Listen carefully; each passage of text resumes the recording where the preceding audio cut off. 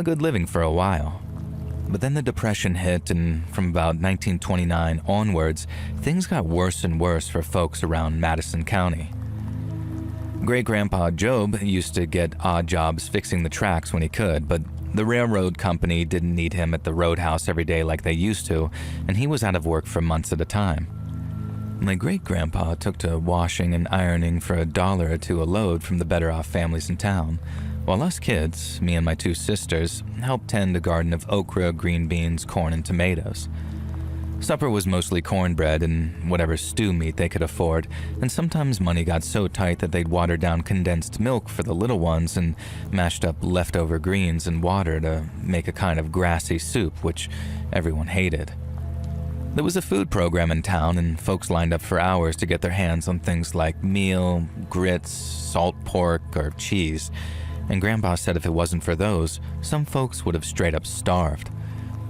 Grandpa said he remembered how summers used to be fun, but by 1936, they were all about chores.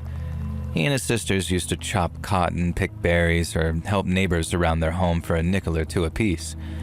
At least the neighbors who hadn't already moved over to Jackson to seek better opportunities. People started leaving, the town started dying, and it might have even snuffed out the town altogether if it wasn't for the silver linings that World War II brought. It probably sounds pretty dark, but the worst war in human history made a lot of folks a lot of money. Not least the fighting-age men around Madison County who were itching to get back at the Japanese with Uncle Sam lining their pockets. The railroads were busier than ever, and for a while my grandpa got to work shifts with his dad, loading and unloading railroad cars down at the roadhouse. And it seemed like things were finally starting to look up. But right as they were, some really sinister stuff started happening around town. It started when a whole bunch of German prisoners of war got moved into a place called Camp Clinton just south of town. Grandpa said that there were about 3,000 POWs in total, and he'd sometimes see them working farms or resurfacing roads while under armed guard. People whispered about them, said they were dangerous, and that if they ever broke out somehow, that they might descend on Canton and wreak murder. And I guess people were just scared is all, because there was never any mass breakout attempt down at the camp. But 2 soldiers did manage to escape, and when they did, there was major panic. There were American soldiers searching all over the country, and Grandpa said he remembered them driving around Canton at night, driving jeeps with searchlights attached to the backs instead of machine guns. They searched section by section, eliminating areas and closing in on the escapees until there was only one place they hadn't searched: the swamps out near the Pearl River, just north of the reservoir. Grandpa said it really spooked folks around town because despite the fact that there was no other place the POWs could possibly be, a thorough search of the whole damn swamp didn't turn up a single trace of either escaped prisoner. Soldiers were heard saying how it was like the 2 Germans had disappeared without a trace, and that they might have gotten themselves eaten by gators after wading through the wrong patch of water at night. But that wasn't the only thing that had people around Canton spooked. Some of the guards from Camp Clinton used to head into Canton to buy cigarettes or candy, or to sink a few beers at one of the bars when they were off duty. Now one night, a couple of soldiers were in a bar around closing time when they started telling the bartender about something they saw out in the swamp. They were out doing some kind of nighttime search for the 2 Germans, trying to catch them on the move when they thought it was safe to do so. And then as they'd been paddling up and down in the dark, keeping their eyes and ears peeled for any sign of escapees, one of them saw something which turned their blood to ice. 3 ghostly spirits seemed to hover on a nearby bank for a moment, causing one of the soldiers to gasp. He pointed them out to his fellow soldiers, but by the time they'd shown their big searchlight on them, the group of pale figures had disappeared. Apparently, the soldier's 2 friends believed his imagination had just gotten the better of him, and they poked fun at him for being such a scaredy cat. But the soldier was adamant that he hadn't imagined anything, and I guess the bartender must have emphasized that in his retelling because rumors started going around town that the swamps were haunted. Grandpa said that at first, and embarrassingly enough, he believed the rumors to be true. He was 15, but while he was old enough to work and take care of things around the house, his imagination was still ripe enough for a story like that to take root. After all, those POWs were 2 hardened veterans of the Africa Corps.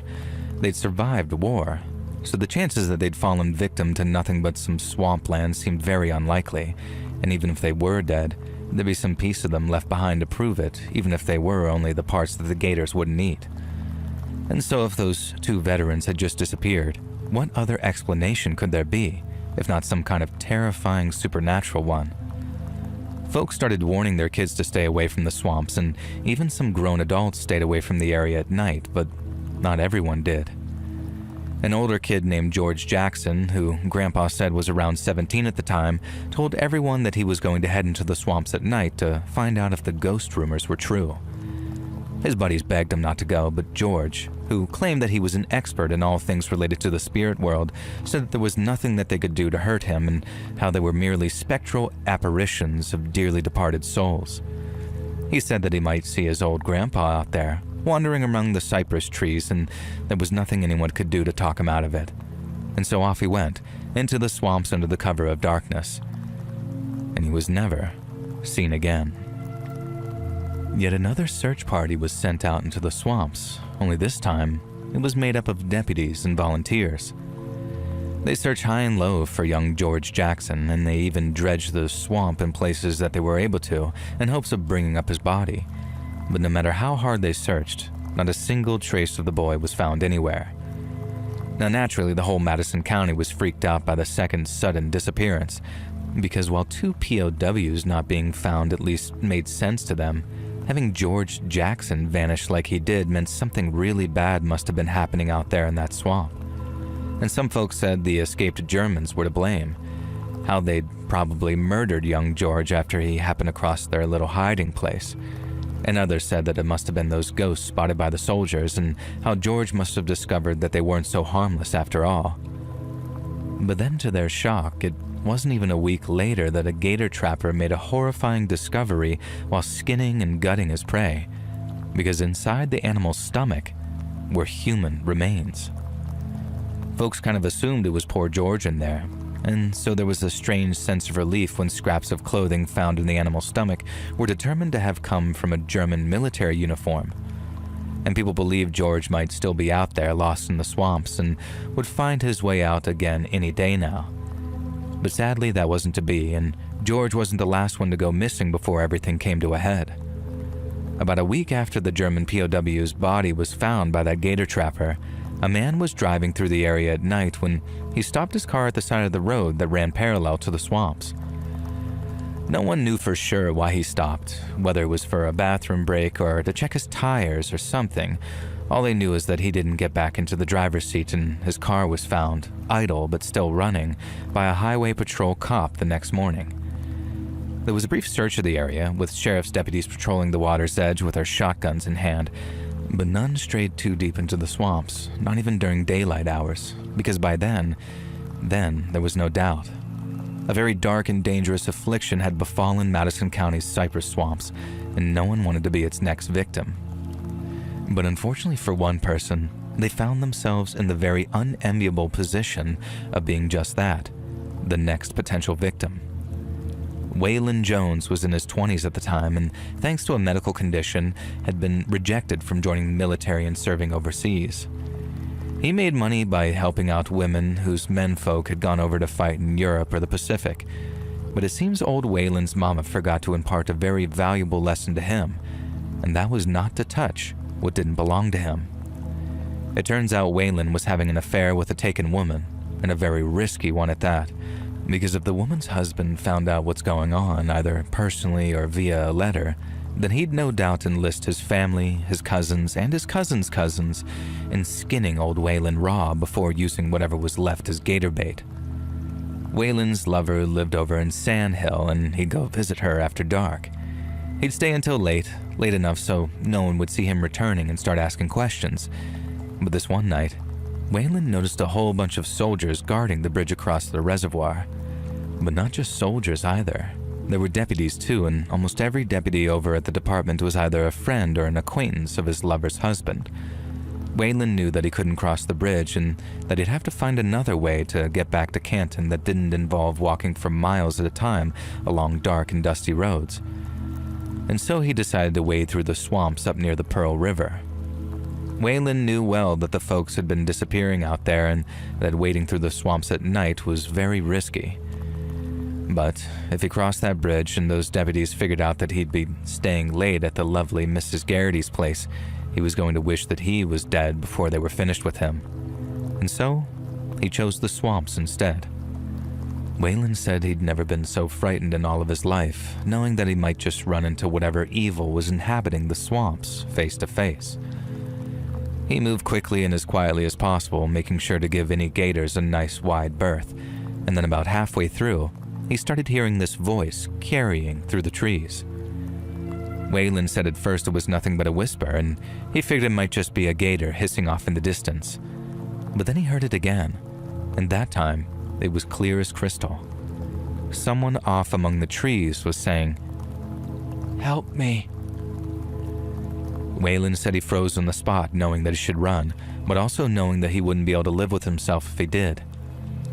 He didn't have any scruples about lying with another man's wife, but apparently he wasn't all bad, because instead of just running off and making sure his own skin was saved, he went creeping off into the direction of that voice, the one saying, "Help me, anybody, please," over and over.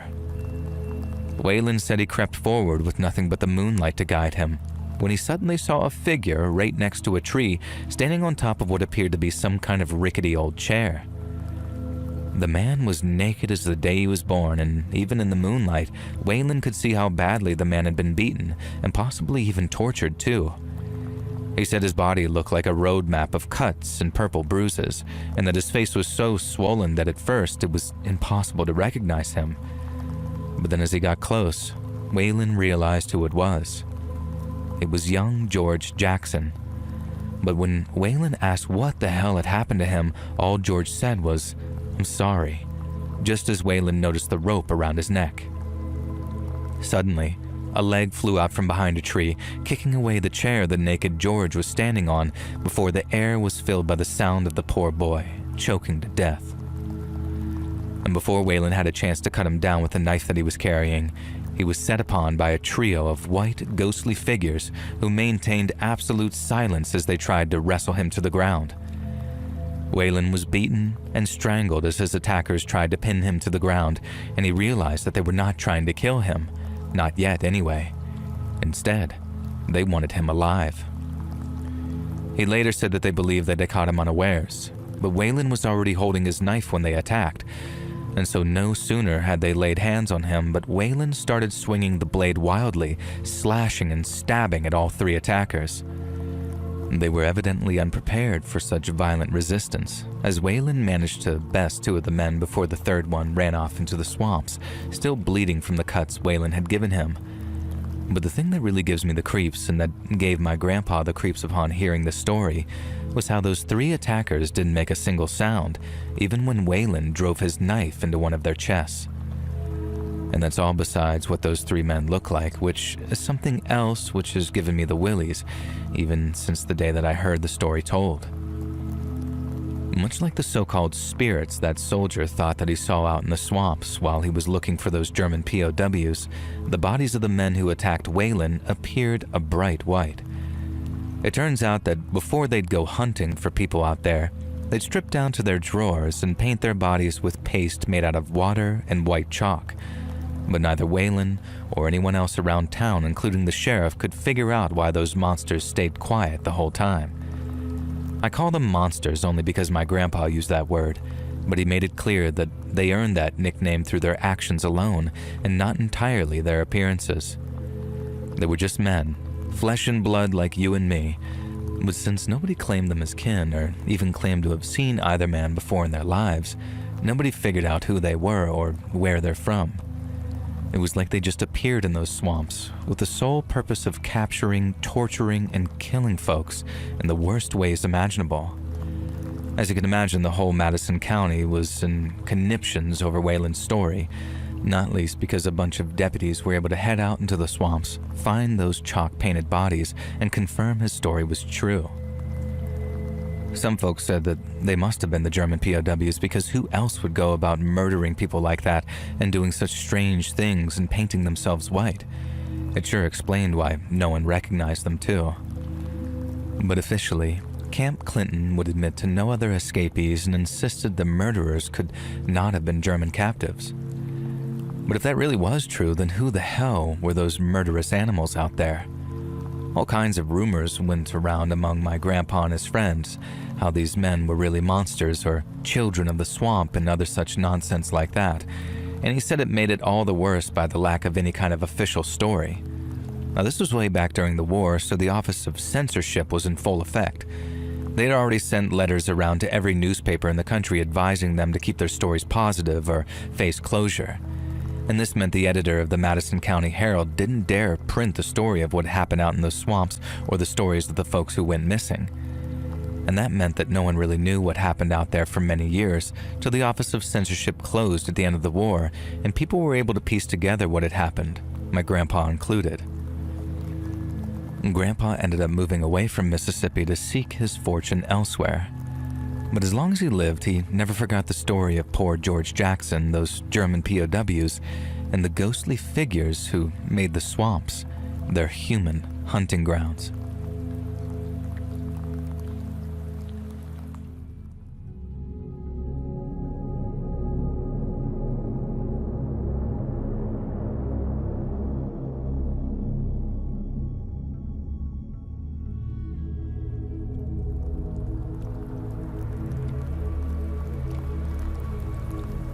My name's Lucy, and I'm a listener from the UK, and this isn't strictly my own story, but it's one that deserves to be told, and by the time you've finished reading, I'm confident that you'll agree with me.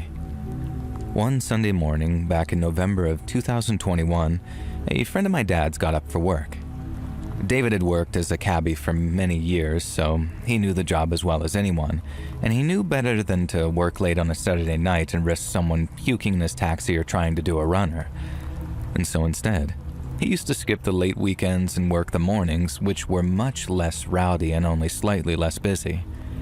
And that Sunday in particular was bound to be a good earner because it wasn't just any old Sunday, it was Remembrance Sunday.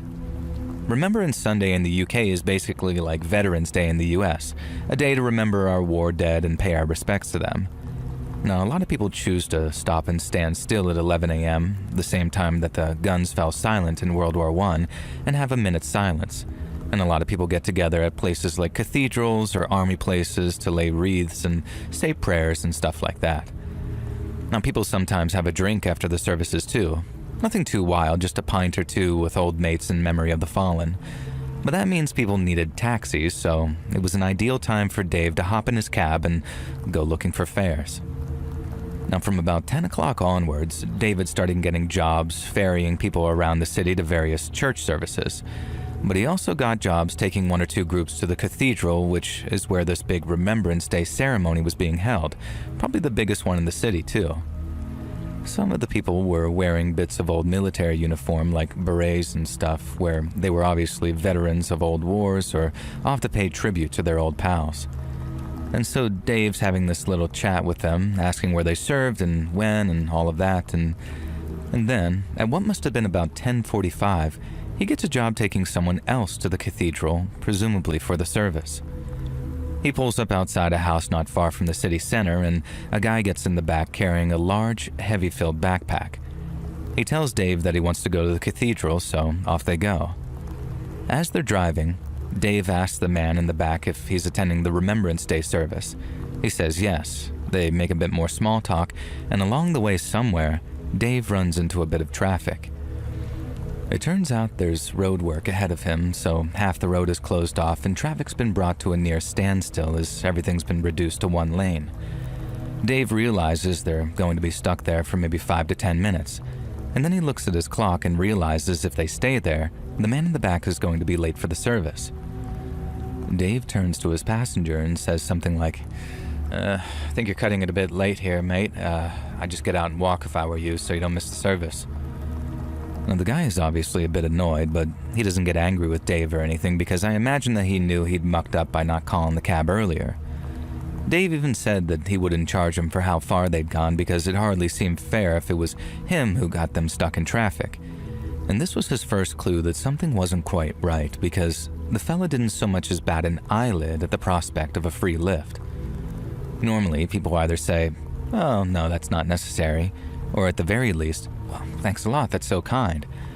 But this fella didn't offer so much as a single word of thanks and instead started looking around as if trying to figure out where he was. Dave later said that he thought the guy was just annoyed about being late for the service because he looked and sounded kind of foreign and might not have known how to get there. And so as he's looking around as if scoping out a route, Dave starts explaining how all he has to do is walk straight down the road in front of him and he can't miss the cathedral because it's so big that he'll see it if he just keeps walking. Now you'd think the bloke would be very interested in that information, considering that he's about to be late for this thing. But apparently the same thing happened as when Dave mentioned the free ride. The guy in the back didn't seem remotely interested and just kept on looking through the windows like he was scoping the place out. Now after about a minute of this, Dave notices the guy looking over at this huge complex of blue-gray buildings which stood on the other side of the dual carriageway. He asked Dave what it is, and when he told him it was the women's hospital, Dave listened in total confusion as the guy basically said, "Okay, drop me off there instead." Dave told him he was better jumping out of the car right there, but the guy insisted on being dropped off in front of the hospital so he could walk from there. Now, he suddenly didn't seem all that fussed about making it to the ceremony on time. He seemed more concerned with the fact that there was a maternity hospital right there next to him, and I think it was about then when Dave realized the man in the back of his cab was up to something. He didn't know if it was drugs, cheating, or something more sinister, but whenever a passenger is funny about where they're going and what they're doing, it's usually because they're up to no good, obviously. But what did a fella with a big, heavy backpack want to be dropped outside the woman's hospital for? And as he asked himself that question, I think it dawned on Dave what a bad position he was in. He didn't make a fuss or start asking questions, but what he did do was lock his cab's doors, meaning when they stopped, the fella wouldn't be able to get out without giving an actual good reason why he'd changed his destination. If he showed him what was in the bag, he'd let him out. If he didn't, well, that was a different story. Dave waits his turn to go and then turns around and takes the road into the women's hospital car park. Now, he must have been sweating buckets, and somehow he kept his cool. And then when they stopped outside the front doors, the man in the back didn't even try to pay. And this is a private hire cab that wasn't an Uber where you either pay cash or pay by card, and by the end of the ride, it doesn't automatically come out of your account or however that works on Uber. Now, most people, when they're not doing runners, pull out their wallet or some cash as they come to the stop. This fella just grabbed his bag and reached for the door handle before they'd even come to a stop yet. But when he realized the car was locked and Dave wasn't going to let him out, he reached into his bag and detonated the bomb that was in there. The explosion blew all the windows out and sent all the bits of metal the bomb contained out with it. Now you can watch the CCTV footage of the blast on the internet, so maybe go watch it instead of me trying to describe it. But my point is, it doesn't look like there's any way in hell that either David or his passenger could have survived it. Everything inside looked like it had been blown to pieces, but somehow, I suppose by some kind of miracle with it being a Sunday, one of the cab's front doors opens just a smidge, and Dave the taxi driver comes stumbling out, probably with his head banging and ears ringing. Now he's obviously had the life frightened out of him because he tries to almost run away from the scene at first. But then a fella in a high-vis jacket goes running over to him to help, and Dave stops trying to run. He's got his hand on the back of his head the whole time, and I suppose because it was burned, but also because he was checking to see if the back of his head hadn't been blown off. It hadn't, thankfully, and if you can believe it, I don't even think Dave even spent a single night in the hospital. I think the only fairly serious wounds that he got was that bit of his ear was cut off by a piece of metal from the bomb. That and his hearing's been quite seriously affected by how loud the explosion was. On the other hand, the passenger in the back seat was blown to bits. And although someone tried to drag him out of the car thinking the whole thing had been some kind of accident, the whole car was soon on fire with flames licking out the windows and his body being burned along with the car. Finding out was horrible. My dad knew it was Dave before it was officially named because he recognized Dave's car from some of the first images released. But to find out who the bomber was, we had to wait, and it was a very confusing process. First of all, we heard his name was Enzo Almeni. But then it was announced that he changed his name while living in the UK and that his real name was Imad al-Swilmin. We were then told that he was a refugee from Syria, but then that was quickly corrected when someone found out that he was Jordanian, and that he might have been trying to cheat the asylum system by claiming that he was from Syria, which had a war going on at the time. Everyone was obviously thinking, this guy's a terrorist, nothing else to it. But then there was a weird twist to everything. Firstly, Imad had been sectioned not long after arriving in the UK, after walking around town waving a knife and shouting at people. And for the folks who don't know what sectioned means, it's when someone is detained under the Mental Health Act, not arrested as such, but detained for their own safety. He spent some time in a unit, took some medications probably, and then when he gets out, Imad decides that he wants to convert to Christianity. Apparently he got involved with the Church of England, saying that he wanted to settle into his new home by taking the local religion and changing his name. And then when we found out which church it was literally chilling because it wasn't a church. The place Imad had been planning on attacking was the very same place he'd been going to undergo his conversion. And as you can imagine, everyone found it outrageous, but it was all a massive headache for everyone too, because who was this fella? Was he like an actual terrorist or just a mental case? And then from what I can tell, it was a case of him not being a terrorist and then suddenly was a terrorist. I think he would have done or said just about anything to stay in the United Kingdom, to the point some people think that he faked that mental breakdown with a knife so they wouldn't be able to deport him because of all that human rights stuff. It definitely looked like he faked his conversion, or that he at least changed his mind about it, because he stopped going to the cathedral a few months after he was finally confirmed as a Christian. Apparently he'd been baptized 2 years before, but the priests or vicars or whoever wanted to make sure that he was for real. And they had him coming back for years before they finally confirmed him. But it seems that that might have been nothing more than an attempt to trick the immigration services because, like I said, he stopped visiting not long after. And I heard that 2 days before the attack, Imad called his brother in America and told him he was planning on doing something bad, quote unquote, as he put it. And that proves the whole thing was planned ahead. And then when the police searched his flat, they found evidence that he'd been building the bomb for months before the attack was ready to go. And the fact that he chose to attack on a Sunday, and Remembrance Sunday too, has a scary sort of significance to it considering all the conversion stuff. And then we found out that after his flat was searched, police found a prayer mat and a Quran and all of that, so he obviously switched back to Islam before he tried to go through with his plan. Now, I just wanted to say that some of my best mates in school growing up were Muslims, and the fella in the shop around the corner from us is from Yemen, and he's one of the nicest guys you could hope to meet. And so this isn't me trying to bash anyone by telling the story, as I know they're not all like that, and I know not all asylum seekers are out to take advantage of a system meant to help people. But we gotta be more careful, because psychos like Imad are out there willing to do and say anything to try and cheat that system, and when they don't get their own way, they're finally told no, and that they're going to be deported. They're going to lash out and try to hit people where it hurts the most. And like in Imad's case, when he saw a maternity hospital with newborn babies and decided it was the perfect place to take a bomb.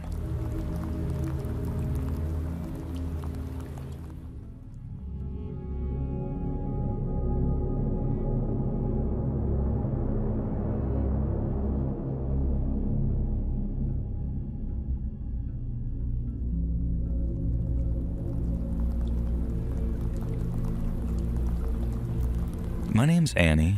I'm from Pittsburgh, Pennsylvania, but for the last 20 years or so, I've been working as a wetlands ecologist down here in Florida's Big Cypress National Preserve.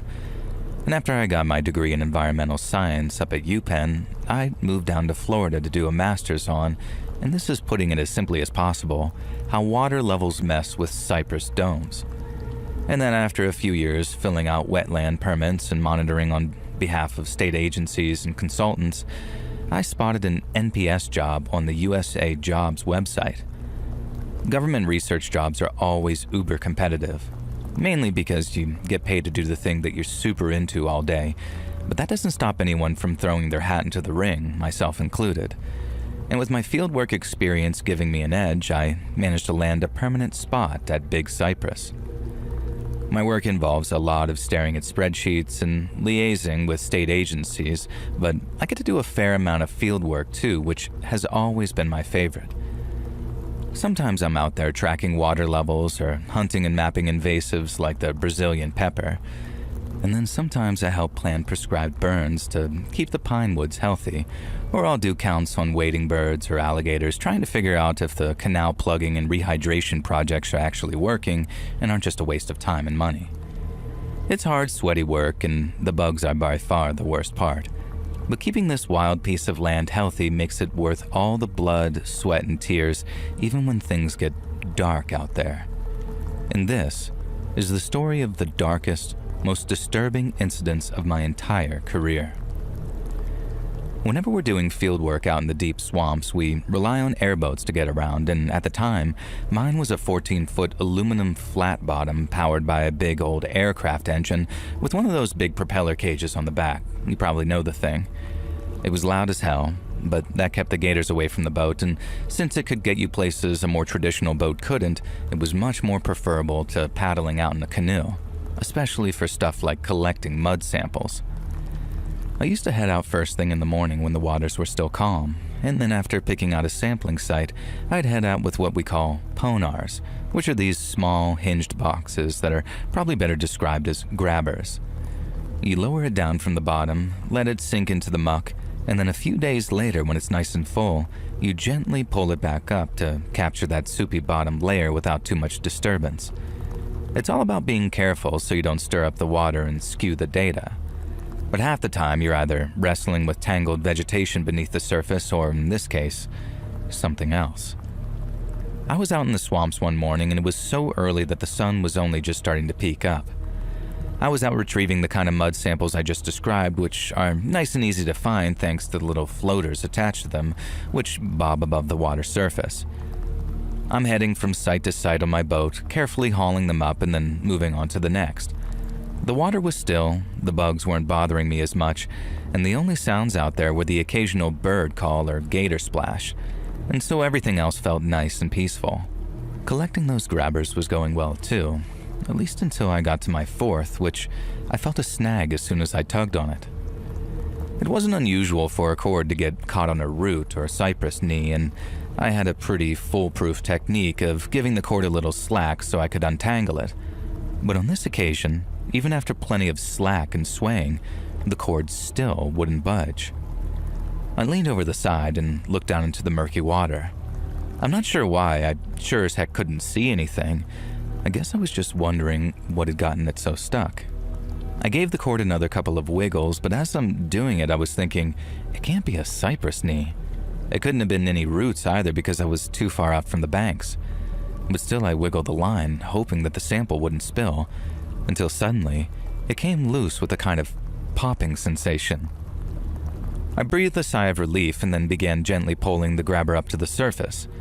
I pulled and I pulled, expecting to see the box appear at any moment, but something bigger appeared first and floated right to the surface in front of me.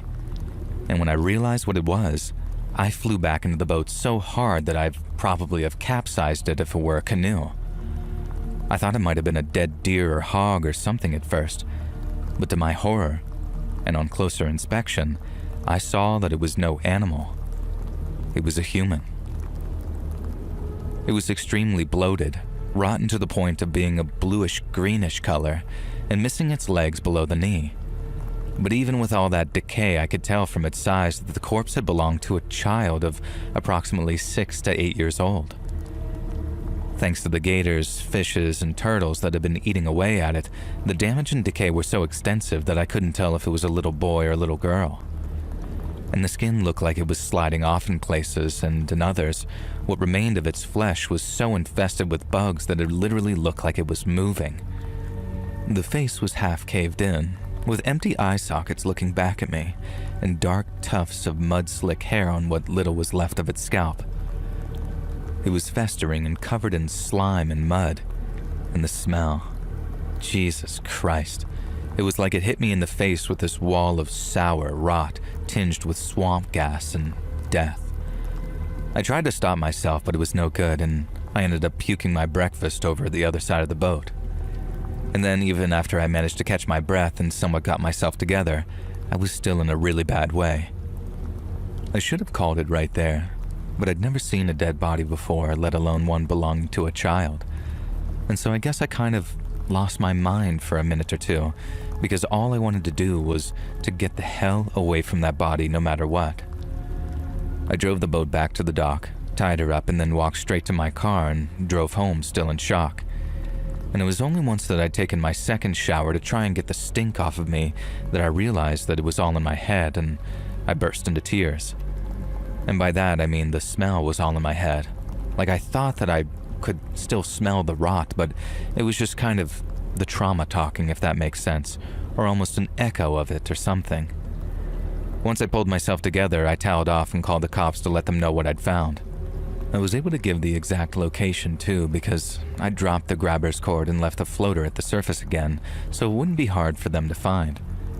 A deputy I spoke to said to expect a phone call, and then the next day I got one. I ended up driving over to Everglades City to this missing persons detective, who turned out to be this no-nonsense kind of guy who grilled me on all the details. He asked if I remembered any scraps of clothing, jewelry, or distinctive marks that they could use to ID the kid, but nothing stuck out to me. All I could remember was that rotten, stinking, bluish-green flesh and the god-awful smell that seemed like it was burned into my brain. And me and the detective kept in touch for a little while. I was so torn up about the poor kid that he said that I could call to get updates from him, and I hoped that it might solve some kind of long-dead case and that the poor kid's family could finally get some closure. But when I finally did get some news, it wasn't good. The level of decomposition was so advanced that there was no recovering any usable DNA. There was also no missing kid reports that matched the area or the timeline, so the kid was eventually buried as a John/Jane Doe, and the case went cold.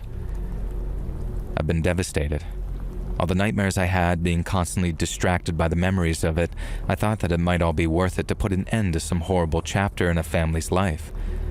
But for it all to be for nothing, and for that poor kid to remain nameless, it just tore me up inside. Even though, all these years later, I remember that poor kid sometimes when I'm out sampling, wondering what the hell happened. Was there some kind of accident, or was the poor kid murdered? And what of their family?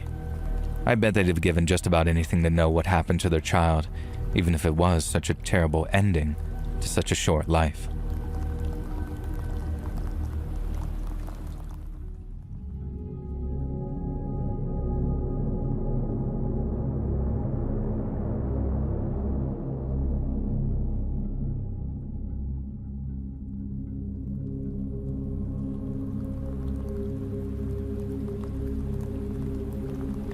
My name's Pete, and since I'm from down under, I thought that I might give you the old traditional greeting there. G'day.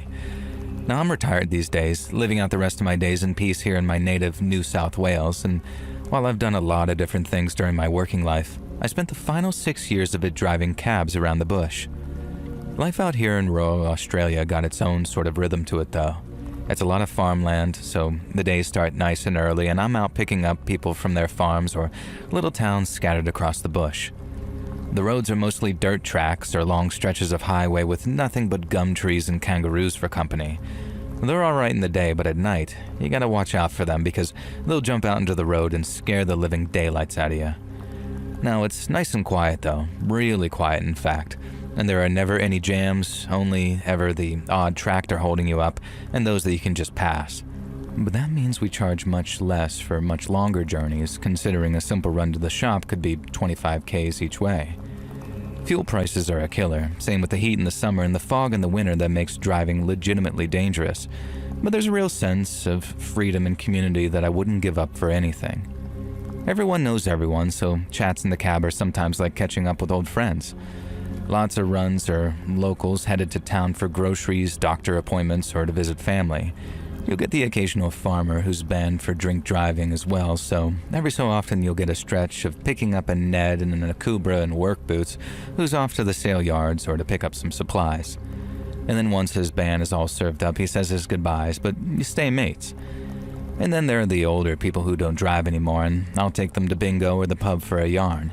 tourists pop up now and then, wanting a lift to the national parks or the wineries, and back to the airport once they're all done and dusted. It's all pretty laid back. You end up hearing some ripper stories along the way, and you end up getting to know pretty much everyone as you go about your travels. But that means when you pick up someone new, it's almost like a special occasion.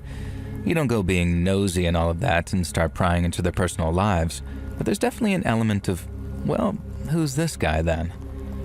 And it was no different the time that I got a job picking a fare up from a pub late at night, and a pub that I was very familiar with and I'd never seen him before. This guy's wearing a black hoodie, dark jeans, and work boots, and he's come staggering out of the pub, and right off I'm assuming that it's someone that I know who's had a skinful. I'm smiling to myself thinking, who's this clown? But when he gets in the cab, I realize that, like I said, he's a total stranger. Now I start dialing it back, right? Because I'm about to start joking around and saying, what are you thinking, you bloody dickhead? The wife's gonna have your balls for earrings. You just look at the stadia. But then I can't say that to a total stranger now, can I? So I dial it back, wish him a good evening, mate, and all of that, and then ask him where he's off to. Now, the guy says he's headed to his mate's house, and he sounds pretty sauced when he tells me he's not 100% sure where it is. But if I take him to this one particular road about 20 minutes drive away, he'll be able to direct me from there. It turns out he wasn't from around there, which is why he didn't know the area very well. But that wasn't a problem at all, and I promised that I'd get him where he was going, even if it did require a little bit of teamwork. He didn't seem all that talkative, but that was fine by me. Not everyone fancies a chat. But I did have to convince him to take his hood down so I could actually see his face. It was dark out, and he had this hood right up over his head so I couldn't make out his face, and I joked that he was making me nervous, and he did take his hood down, but he didn't laugh or really anything. Now, he was just deadpan, with his dark hair and eyes, and he also looked like not that much older than a kid, to the point where if I had to guess, I'd have said that he couldn't have been a day older than maybe 22. He was just a kid, so while he was acting a bit weird and moody, I wasn't scared or anything, not at all. Anyway, we got to the road that he wanted me to drive him to, this really long one with houses on either side, spaced out mind you, and one that led deep into the bush. Now we're driving down and I'm slowing at each house asking him, this one? But each time he shakes his head and asks me to drive further down the road. Now I thought it was pretty funny at first, thinking that this guy had been so smashed when he'd been to his mates and that he genuinely couldn't remember where it was. But then after going past maybe 5 or 6 different houses over the course of about half a mile, like I said, spaced out, I asked him if he was sure that this was the road that he was after. Now he just mumbled something about how we needed to keep going, and then after I think 3 or 4 more houses, we stopped seeing any and it was just bushland on either side of the road for maybe another half a mile. Now this was after he told me to keep going and how his mate's house must have been at the end of it. Now I knew we couldn't find anything because I knew the road, but the customer's always boss here, as they say, so I drove him all the way down till there was nothing but trees in front of us to show him how that there was nothing there. I told him, well, there you go, mate, nothing there. Should we turn around or we just headed off-road? But all he did was mutter something about me switching off the car. I asked him to repeat himself and he said that he wanted me to switch the engine off so we could talk. Now, I'm not adverse to a little heart-to-heart with a passenger. I mean, we're like mobile bartenders like that in a way, listening to people's problems, suggesting solutions, or just being the proverbial shoulder to cry on. But this guy was making me nervous. Call it a hunch, or just call it that I'm not keen on stinking drunk strangers, but I was a lot more wary than I'd normally have been if someone asked me to turn off the engine. But I did as he asked all the same, and then with just a hint of nervousness, I asked him what he wanted to talk about. Now I turned around in my seat a bit so I could see him and saw a youngish guy with dark hair and dark squinty eyes who seemed very nervous about what he was going to say. I let him take his time and then tried to prompt him based off of his body language by saying, "You've been having some dark thoughts, have you, mate?" Now he nodded and I thought that I had it right on the money, but I didn't. I was slightly but crucially off. He told me that he'd been thinking about hurting people. Not himself, but others, and that no matter how hard he tried, he couldn't get all those dark thoughts out of his head. He felt angrier and angrier at the world with each passing day, and he knew it was only a matter of time before he hurt someone. And the longer he waited, the worse it got, to the point that he couldn't stop thinking about what it'd be like to kill someone. And that was my chance to get a word in, because I had a thing or two to say about what it meant to take a life. I told him it was something that he didn't want to know, and while he thought that he did because of how angry he was, he actually didn't know what he was asking for. I told him the dead come back to haunt those who take their lives, that ghosts are real, just not in the traditional floaty white sheet sort of way. I told him all that from the heart, from experience, but he didn't seem like he was listening, or rather, he just didn't agree. He told me that he'd heard all that stuff, all the old cliches, how it feels wrong in a way that can't be put into words, and he believed it too. It just hadn't changed his mind. He still wanted to cut someone up, feel how warm their blood is coming freshly out of their veins, and he wanted to watch the life drain from someone's eyes too, knowing that he was the one to do it. I told him he didn't know what he was talking about, that life wasn't a movie and that killing was a chaotic, messy, and terrible thing. And I'll never ever forget how when I said that last part about chaotic, terrible, and messy, that little bugger smiled. He kept a smile as he told me that that's what appealed to him, that he'd been thinking about it for so long that he couldn't take it anymore. He told me he had to kill someone, and that night was the night he was going to do it. Now there was this moment of quiet, him smiling and looking at me under his brow, and me just staring back at him thinking, this prick's gonna try and bump me off, isn't he? After giving me some little speech that he'd probably written in his mom's basement. Now I think he saw it in my face too, that he'd said too much, and I knew what he was planning, so he went for me. He pulled a knife from his hoodie and then leaned forward between the two front seats and started slashing and stabbing at me with it. But his swings were wild, and with me leaning forward in my seat to reach under it, he only had an arm and my hip to stab at rather than my head and neck. I still wasn't safe though, not yet. But that kid couldn't have a single bloody clue who he was getting into that cab with. Not a single clue. Because he only got about 3 decent jabs into me before I pulled something up from under the seat, stuck it under my arm so the barrel was looking right at him, and then bang, bang, bang. It was all over. Now this was way back before Port Arthur and all the buyback stuff, so I was able to keep a handgun under my seat for anyone who tried to rob me, or in that case, worse. I'd also done 2 tours of East Timor in my 20s, when the fighting was at its worst too, so when I say I know what killing a man is like from first-hand experience, I'm not kidding. Killing a man in war, it's not a natural thing. People say it is, but it isn't. If it was, it wouldn't follow you around like a bad smell for the rest of your life, and you wouldn't think about the people you killed so often. If they had families, what they did before the war, and what they might have been doing after. A good man doesn't want to kill. He has to, and he spends the rest of his life wondering if he really had to do it, or if things might have been different, if this or that had or hadn't happened. But the lad in the back seat, he wasn't a good man. Or he wasn't even really a man, just a kid. But you know what I mean. He was a bad seed, born with the devil in him, as the old Nana used to say, and there was nothing else I could do but put him down like some dog. Now, I was hurt pretty bad, but I also knew that I needed the crime scene left exactly as is, so I ended up running to the first house that I could find and banging on the door.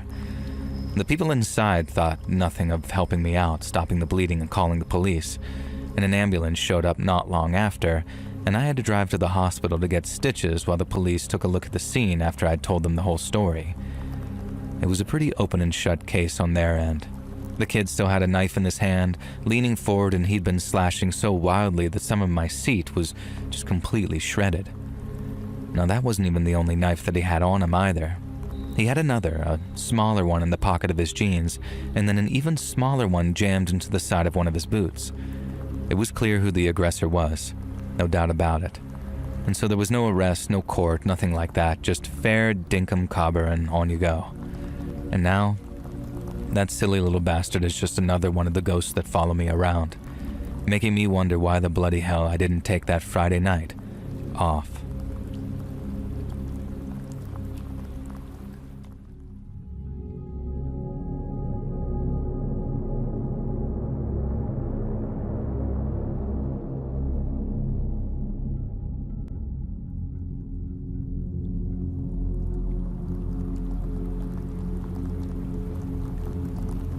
My great-grandma Velda grew up in Plaquemines Parish, Louisiana, and let me tell you, she lived one hell of a life.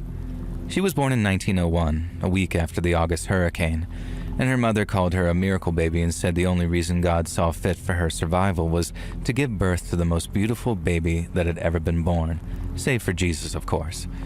And when she was 4, she survived the yellow fever epidemic that killed hundreds, if not thousands of people, and once again, her mama called her a miracle baby because the fever didn't take any of her family. Naturally, Grandma Velma had no memory of all that, but she did remember the Grand Isle and New Orleans hurricanes that hit when she was 8 and 14 respectively.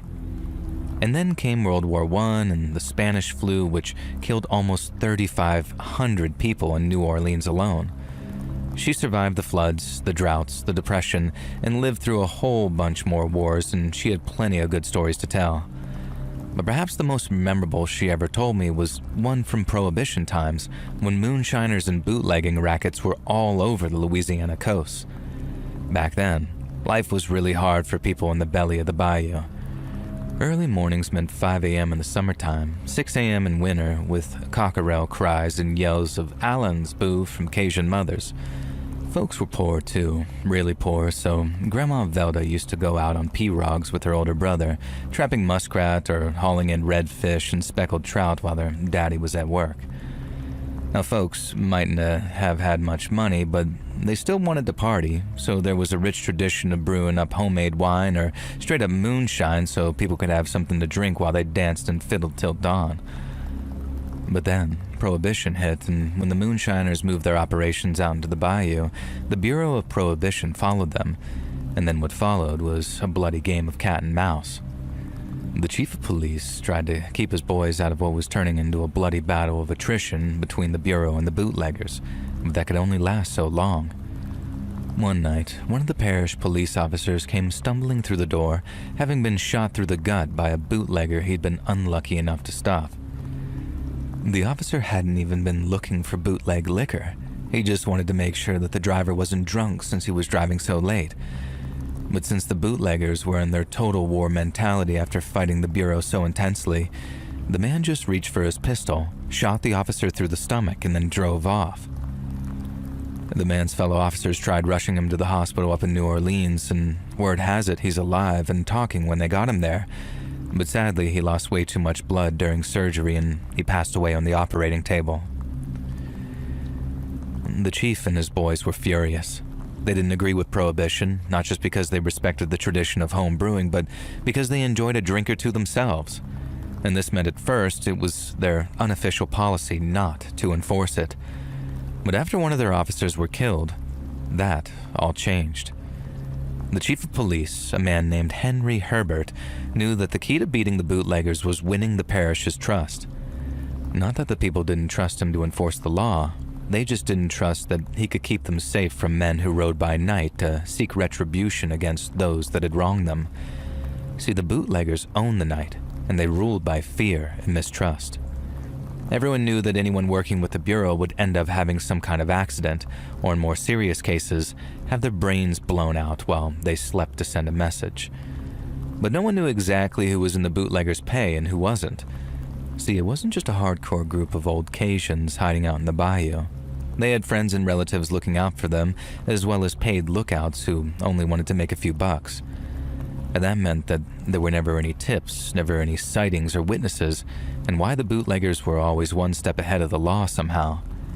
But this led Chief Herbert to do something pretty radical. He approached the New Orleans Temperance League, a very well-funded group which promoted sobriety, and asked them to sponsor a reward system for anyone who helped bring the bootleggers to justice. Unsurprisingly, the league was only too happy to help, meaning Chief Herbert was able to ride up and down Plaquemines Parish, announcing rewards for anyone who approached his officers with information. And at first, they got nothing but a handful of bogus reports intended to throw them off. But then one of the parish officers approached the chief, talking about a girl down in Potash who wanted to talk to him about the bootleggers. He said it was real important, and what she had to say involved one of the lead bootleggers having an after-hours sit-down meeting with a wealthy New Orleans financier in the saloon she worked at. There was just one condition. She would only talk if they gave her a ride up to Belle Chasse in the middle of the night, after guaranteeing the safety of both her and her family. Chief Herbert gave the officer the go-ahead to drive down to Potash in the middle of the night and deliver the girl to safety. But that very same night, when the officer arrived at the girl's home, they found her mama in a state, talking about how she hadn't come home that evening. She wasn't missing for long, the poor thing. She showed up the next morning when a fisherman up near the town of Empire spotted her body floating in the Mississippi. And the whole parish was as horrified as it was furious, but they didn't need to ask Chief Herbert to do anything about it, because he already had a plan. He was going to head out into the bayou with a handful of his officers, find the first bootleg liquors still they could, and then blow it up to smithereens with some dynamite that they brought along with them. And if there were any bootleggers unlucky enough to be around at the time, they were going to face Chief Herbert's wrath. The chief waited a couple of nights, long enough for the bootleggers to start feeling safe again. And then he gathered up half a dozen of his officers, armed with rifles and shotguns as well as their sidearms, and then led them out into the swamps under the cover of darkness. The chief knew the area well, and the men he'd picked to join him were all accomplished outdoorsmen. They crept through the bayou on cat's paw, slowly getting deeper and deeper until they couldn't see lights from the parish townships anymore. They stayed quiet as mice, avoiding patches of mud and water while never once daring to shine a light or talk louder than a whisper. And then after maybe an hour or two more, they smelled wood smoke and realized that they were close. Chief Herbert and his boys kept on moving till they found a moonshiner's shack, and then they slowly closed in till they had it surrounded. Then on the chief's signal, they rushed the shine shack with their weapons at the ready, only to find it empty. There was a fire burning under the still, and even a whole bunch of mash in there slowly brewing up, but there were no moonshiners. At least, none that the chief and his boys could see, because the next thing they knew, they themselves were surrounded and caught in a bootlegger ambush. One of the officers went down right away when a bullet almost took his arm off. Then another took a bullet when he tried to return fire and win the officers a little slack. If they didn't fight their way out of there, if they didn't do something, they were all going to die, and Chief Herbert knew it. He grabbed one of his wounded men's sidearms, then carrying a pistol in each hand, he ordered his men to all open fire at once to give him enough free air to slip away. And the plan worked like a charm, and the chief was able to slip out of the ambush site without any of the bootleggers realizing he'd moved. The chief could have just as easily escaped and left his men to die, but he never was the type of man to hide a yellow streak on his belly. And when the chief circled around on foot, moving as fast as he could, the bootleggers did not expect anyone to be behind them. They were too busy and far too excited in shooting at the shine shack and trying to kill police officers. Some of them were executed point blank without even turning around to see who was killing them. The chief killed one bunch and then ran on to the next, taking each group from the rear so they didn't even know what was hitting them. And then slowly but surely, as the ambushers were put down, till the rest realized the game was up and they fled into the darkness of the bayou. Once reunited with his boys, Chief Herbert ordered one to escort both wounded men back to the parish, and then after that, he and his 3 remaining officers ran roughshod through the bayou, blowing up shine shacks and shooting down bootleggers like they were a bunch of wild Indian braves. They'd stayed out there for a whole nother night too, running on pure adrenaline and their love of justice. And then, when all was said and done, the chief could boast that 11 shine shacks had been blown to bits. Upon his return to Belle Chasse, the chief told his wife to take their young daughter and go find some place to hide out in New Orleans. The bootleggers, or at least what was left of them, would no doubt seek their revenge against the chief and his men, and he didn't want his kinsfolk around town when they did. He put them in a car and covered them with blankets too, so folks couldn't see what or who was being transported. And then after that, he went and got himself a few hours of sleep before he and his boys went back out in the bayou to do it all over again. And the story has it that the chief and his officers went back out near the site of the ambush when they spotted 2 bodies floating in the water nearby. One of the officers figured that it might be 2 of the bootleggers that they put down 2 nights ago, but they didn't have any flashlights on them to confirm it, so they got up way too close instead. That's when one of the officers says in a voice that sounded thick with horror, "Oh my God, don't look, Chief. Don't look." But it was too late. The chief had already recognized the bodies of the woman and child floating in the water, for they belonged to his wife and his daughter. Folks say that the chief went mad with grief right then and there. His wife and kid had been dead and floating for hours out there, so there was no bringing them back. But that sure didn't stop the chief from trying. He pulled them out of the bayou and then tried clearing their lungs and breathing air into them. But when he started pushing on their chests to clear out the water, it wasn't water that came out of their mouths. What came out had this kind of chemical tinge to it, in a way half-stagnant bayou water could never be. Because the chief's wife and daughter hadn't drowned. They were already dead when they were tossed into the water. What came out of their mouths that night was moonshine. Someone had murdered them and then filled their lungs with bootleg liquor. Once he was sure they were dead and there was no bringing them back, Chief Herbert supposedly went very quiet. His boys kept asking him what they should do, but he didn't say a word in response. The chief wasn't even fighting back tears, he was just quiet, like the loss had completely broken him.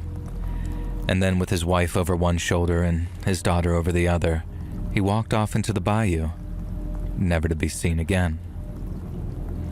No one ever saw him out there, but folks knew that the chief was out in the bayou still hunting down bootleggers. You'd see the smoke trails in the morning rising up from the thicker parts of the swamp, and you'd know that he'd been busy. They'd find the bodies too, bodies of bootleggers that had been tortured to death. They'd be missing their scalps, their noses, and sometimes their whole jaws had been ripped out. But that last part had a practical purpose, because breaking their jaws or chopping and ripping them out entirely made it much easier for Chief Herbert to fill the lungs of the dying with the same moonshine they filled the lungs of his wife and daughter with. The killing and burning continued for a few weeks, and all the while, people would be heading out into the bayou trying to find him and bring him home.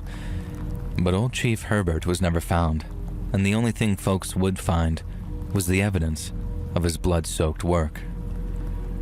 My great-grandma Velda knew that story like the back of her hand because she'd heard it told and retold dozens of times by the man that she'd later marry. His name was Jacob, and he was one of the men shot during the ambush Chief Herbert saved them from, and he went on to become my great-grandfather. Sadly, I never got to meet him, and I only met my great-grandma Velda when I was just a baby, so I don't have any solid memories of any times we spent together. But just knowing their story and the story of Chief Herbert's righteous revenge is enough for me to feel connected to them. And it's through knowing our kin and our history that we get to know ourselves better.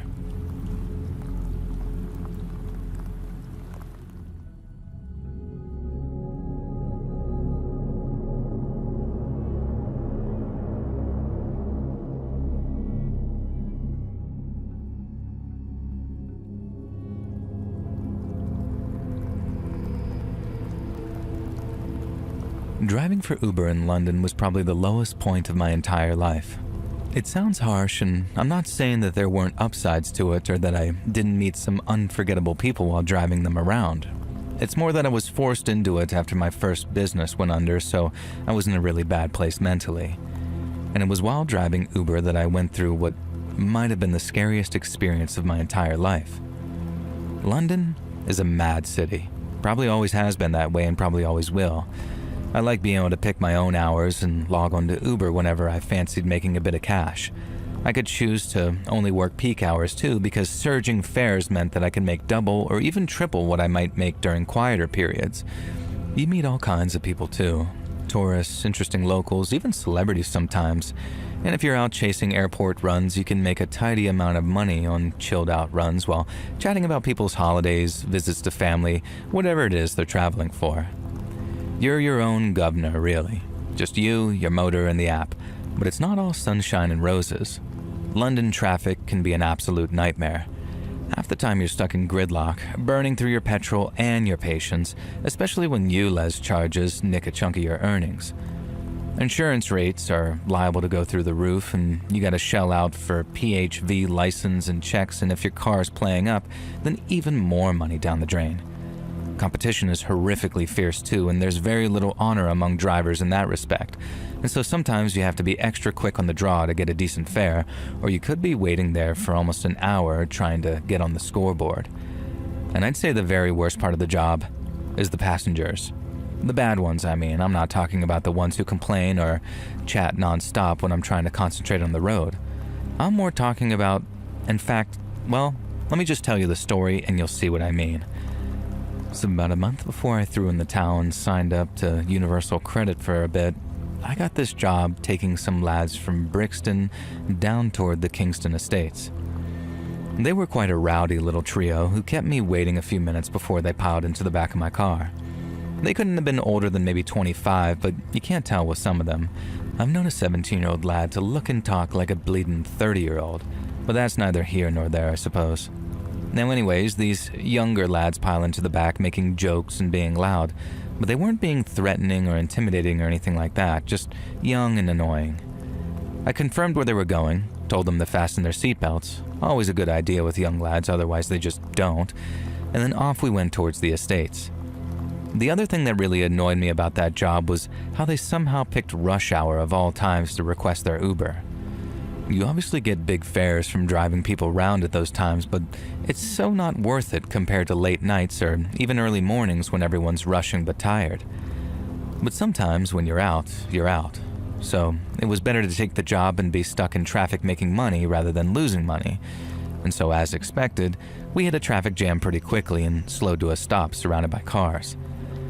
The lads in the back are complaining, trying to backseat drive and all of that, and I wasn't a bell end to them or anything, but I said that they weren't getting charged any extra and they should just relax instead of giving it all that.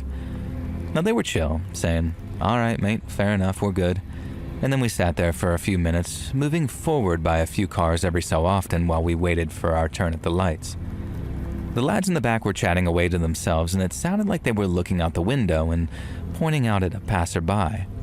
Now they said, "Is that so-and-so?" And another said, "Yeah, it is."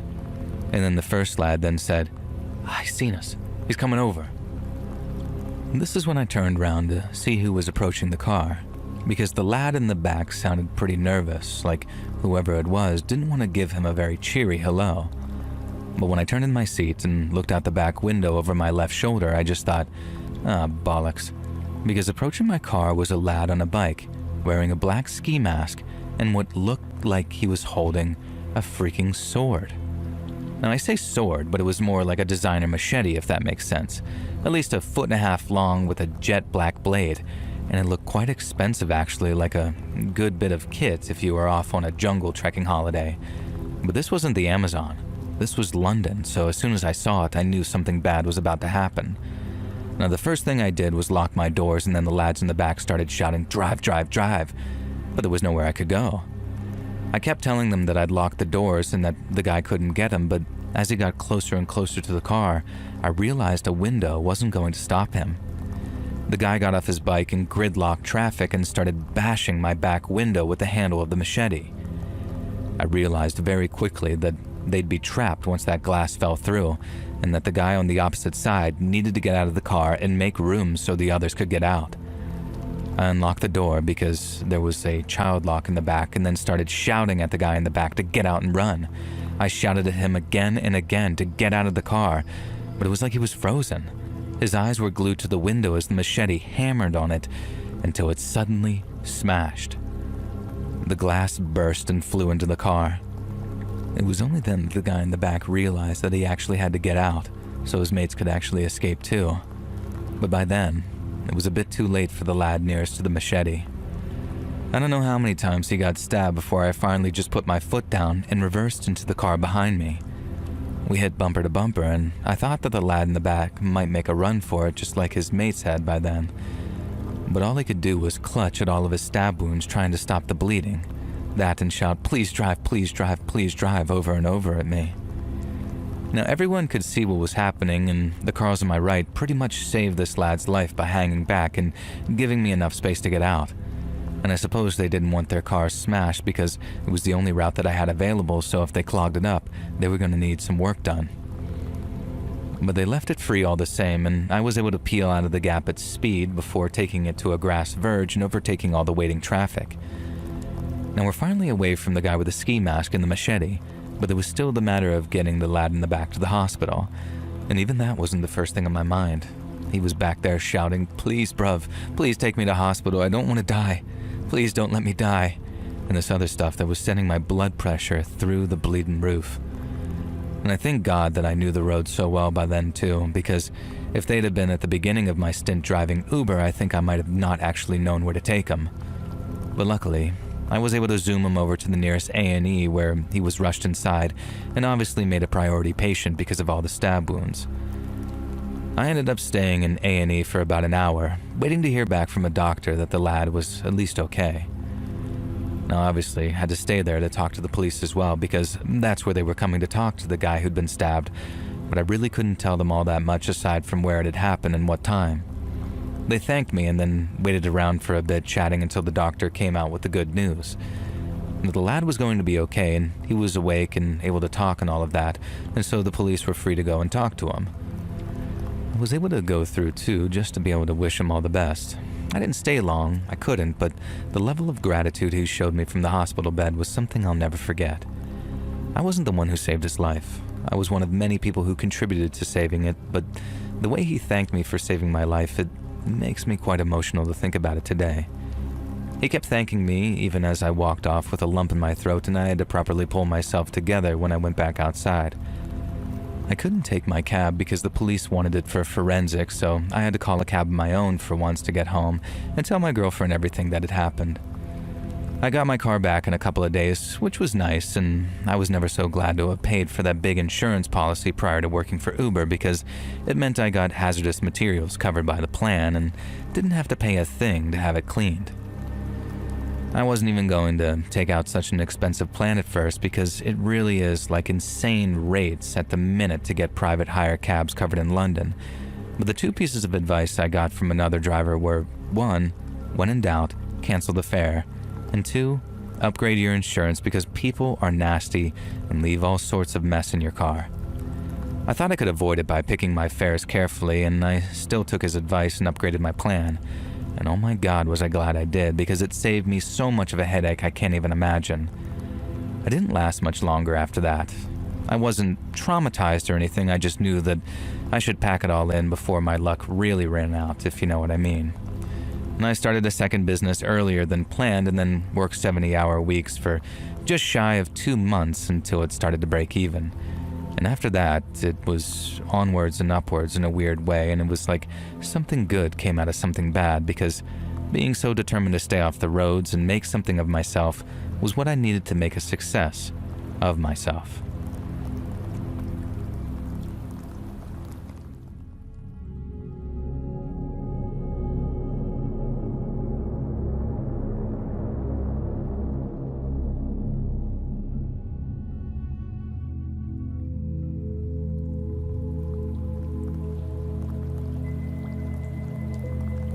Hey, Let's Read, big fan.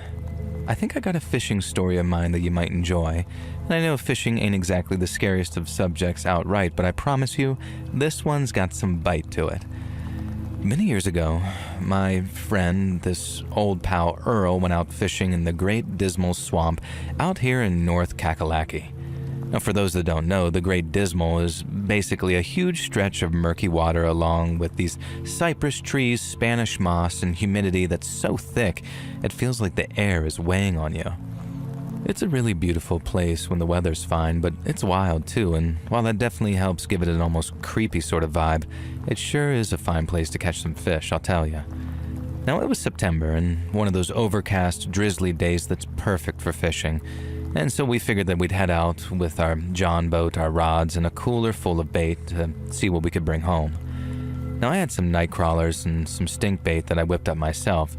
Then, of course, we brought along a 6-pack or 2 of them cheap beers to make the hours slip past a little quicker. And to us, there was nothing better than sitting out there, lines in the water, waiting for a bite while we talked out all of our problems and just watched the world go by. And so we went out whenever we could, especially when the weather was right for it, and that day was no different. We pushed off from the bank around 9:30, motor chugging away as quiet as we could to make it so that we didn't spook away all the fish. And someday when the weather's nice, the Great Dismal can be a real pretty place. But on days like that one, where there was nothing but light rain and gray clouds overhead, you can bet your ass it earned its name. It gets so dismal that it for real gets a little creepy at times, especially when it's all quiet and there's nothing but the sound of bayou bugs buzzing near your ear while they try to drink your blood. We both used a ton of bug spray and that mostly did the trick in keeping them off you. It's creepy as hell knowing that there are little vampires flying around, but having so many around means you're in prime catfish territory. Because when the rains come down and the bugs start hitting the water, it's feeding time. And since we'd grown up together, Earl and I had been fishing together since we were small, and so we knew all the spots. We anchored up in this little cove where the water was still deep and then started casting out our lines. We caught a couple of small ones right off the bat, nothing to write home about, but enough to get us hungry for bigger and better fish. Things were going just fine till Earl was telling me about the time he hooked a bass as big as a hog over at Fontana Lake. And in the middle of the story, he made this big gesture to show me how he did something, and he knocked his beer off the edge of the boat and into the water. It hit the water and started sinking fast with the bubbles trailing up like they were mocking him. But then Earl, being the stubborn son of a gun that he is, wasn't about to let a perfectly good cold one go to waste. He whipped off his boots and socks, took his shorts off, and then hopped into the water. I think he figured the water would be no higher than his waist because in most places the swamp's nice and shallow, but we must have drifted off into a deeper spot because when he dropped, the water went all the way up to his chest. I'm laughing at first, saying that I hope that beer was worth getting soaked, and then as he's wading over to where the beer was, something knocked him off balance, and he let out a scream. The water near him starts churning up like a washing machine on spin cycle, and Earl's arms were flailing all wild before he yelled out, "Something's got me." My heart jumped into my throat because I'm thinking it was a gator maybe, or one of them big water snakes that lurks in the roots. I grabbed an oar, ready to whack at whatever it was, and leaned over the side ready to swing, but as I did, Earl came leaping towards me through the water with one of his hands reaching out towards me. I grabbed his hand and hauled him up onto the boat, and then he just kind of laid there gasping with his face red as a beet. He's drenched from head to toe, breathing heavy and letting loose a string of cuss words that'll make a sailor blush, and I asked him what the hell had gotten him, and he just shook his head like he didn't have a clue. Then we cranked the motor and peeled out of there faster than scalded dogs.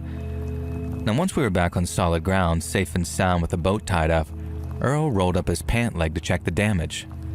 There was this big, ugly red scrape running across his calf, raw as hell but not bleeding too much. Those were no regular teeth marks either, not the ones that you might expect. They were rough, like somebody took a sheet of sandpaper and rubbed it hard across his skin a bunch of times. I know those kind of marks anywhere, because they come from a catfish bite and there ain't no mistaking it. But here's the kicker. The span of that bite went from knee to ankle on the back of his leg, meaning the catfish had to be pushing at least 12 feet long to make a mark that big. But that doesn't make a single lick of sense because there's no flathead or channel cat in those swamps that can get anywhere near that size. The record around here is maybe 5 or 6 feet on a good day. But that thing, it had to be a goddamned monster. And since swamp waters are full of all kinds of nasty bugs and bacteria, neither of us were about to take any chances with a wound like that. And so after getting Earl into the truck, we hauled ass over to a hospital. It was a real bumpy ride at first because we had to get off the back roads, and the whole time Earl was complaining about how his leg was throbbing like a bad tooth. And we got to the ER, checked in, and then the doc took a look at Earl's leg. He obviously didn't need any stitches, but it turned out his tetanus shots were way overdue. They jab him with a fresh one, and then while we're sitting at the sterile waiting room, Earl can't keep his mouth shut. He starts regaling the nurses and anybody who will listen with the whole story. Now the beer drop, the underwater tussle, and how we thought that it was a giant catfish that nearly made him miss supper. Now people started chuckling at first, thinking it's just another fish story. But then he started telling it back home too, and in a small town like ours, word gets around fast. And when it did, it was like we lit the fuse on some powder keg. And by that weekend, half the county was abuzz with talk of some legendary catfish hiding out in the Dismal. Fishermen from all over started flocking to the spot we described, and not just amateurs either. We spotted guys with fancy sonar and heavy-duty tackle, retired guys who had put all their time into fishing, and each and every one of them was clearly hoping it'd be them to reel the beast in. It turned into a full-blown fishing frenzy with coolers and beers and campfires on the banks. Local bait shops ended up selling out big hooks and line, and even local news picked up on it, saying it was the dismal monster hunt. Now, Earl and I stayed clear, laughing about the chaos we started. But as the days dragged on and nobody hooked the thing, folks started turning skeptical. Whispers turned to accusations, with folks saying that we'd done nothing but tell a tall tale. And that hurt a bit, I can't lie, because we knew what we saw. Earl's bite mark healed up just fine, but that old catfish, he's probably still down there in the depths, growing bigger by the year. Those things can live 80 years easy, some say even longer, and so one day, mark my words, somebody's gonna cross paths with it again. But until then, Earl and I will just keep our story between friends, knowing the truth is out there, lurking quietly in the Great Dismal.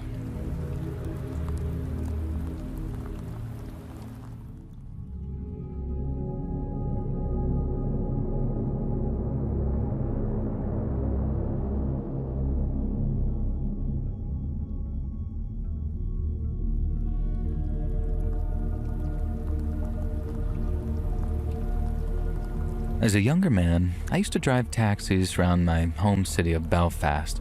But driving taxis in Belfast during the 80s was a lot different to driving taxis anywhere else. Because this was at the height of the Troubles during the 80s, meaning Belfast was a very, very violent place to live and work. You'd hear about bombings and shootings on the radio, sometimes on a daily basis, and it got horribly normal to be driving along, minding your own business, and suddenly come across a British Army patrol and their Saracens, all armed to the teeth and looking angry. It was a scary time, but you had no choice but to carry on bringing home the bacon because we all had people depending on us. Some came close to some pretty nasty ends while out on the roads. Fellow cab drivers, I mean, though.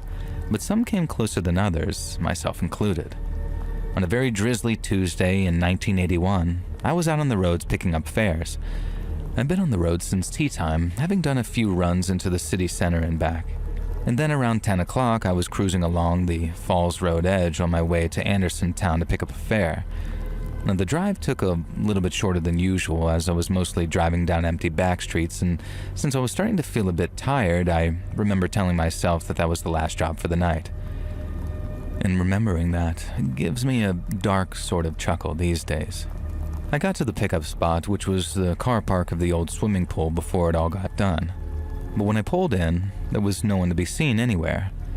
Now I'm thinking the fella's inside the building, that he's a member of staff who needs to set the alarm and lock up, so to save petrol, I turned off my engine while I waited for him. 1 minute goes by, then 2, then 3, and still no one appears from the pool building.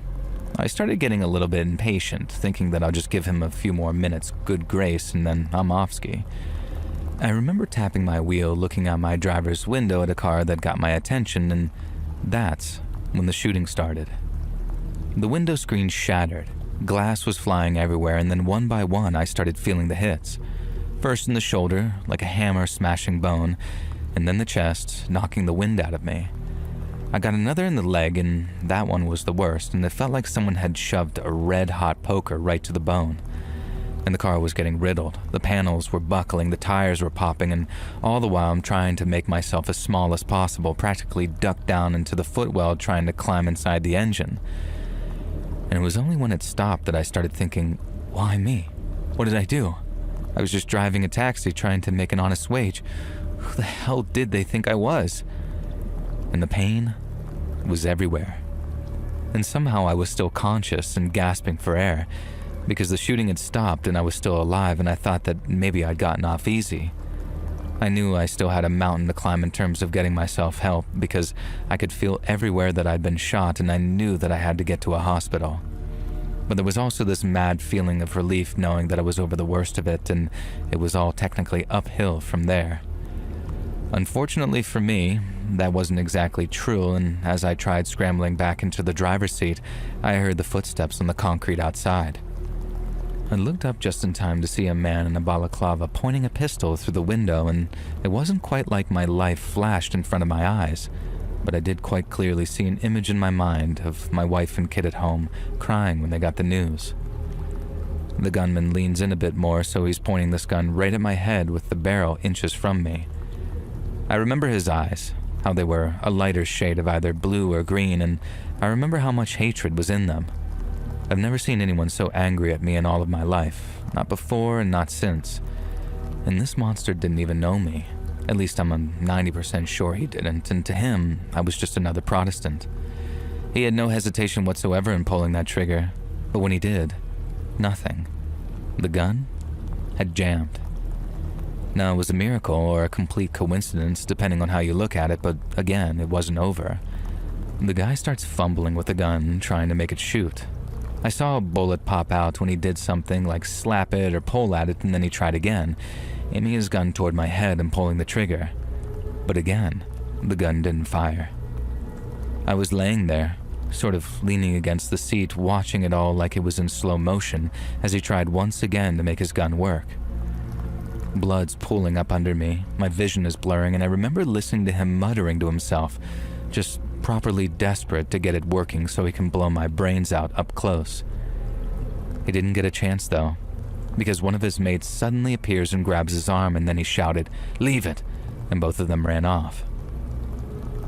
They knew the RUC would be on the way, the police I mean, and while it must have been only a minute or so before I heard their sirens, I'm sure you understand when I say that it felt like an eternity. The last thing I remember was blue flashing lights and then just this big blank space between that and waking up in a hospital bed with machines beeping and nurses fussing over me. The doctor said I was very lucky and that the bullets only missed all my vital bits by a matter of millimeters in some places, but I'd lost a lot of blood, and my shoulder was shattered and needed pins, and my leg was fractured.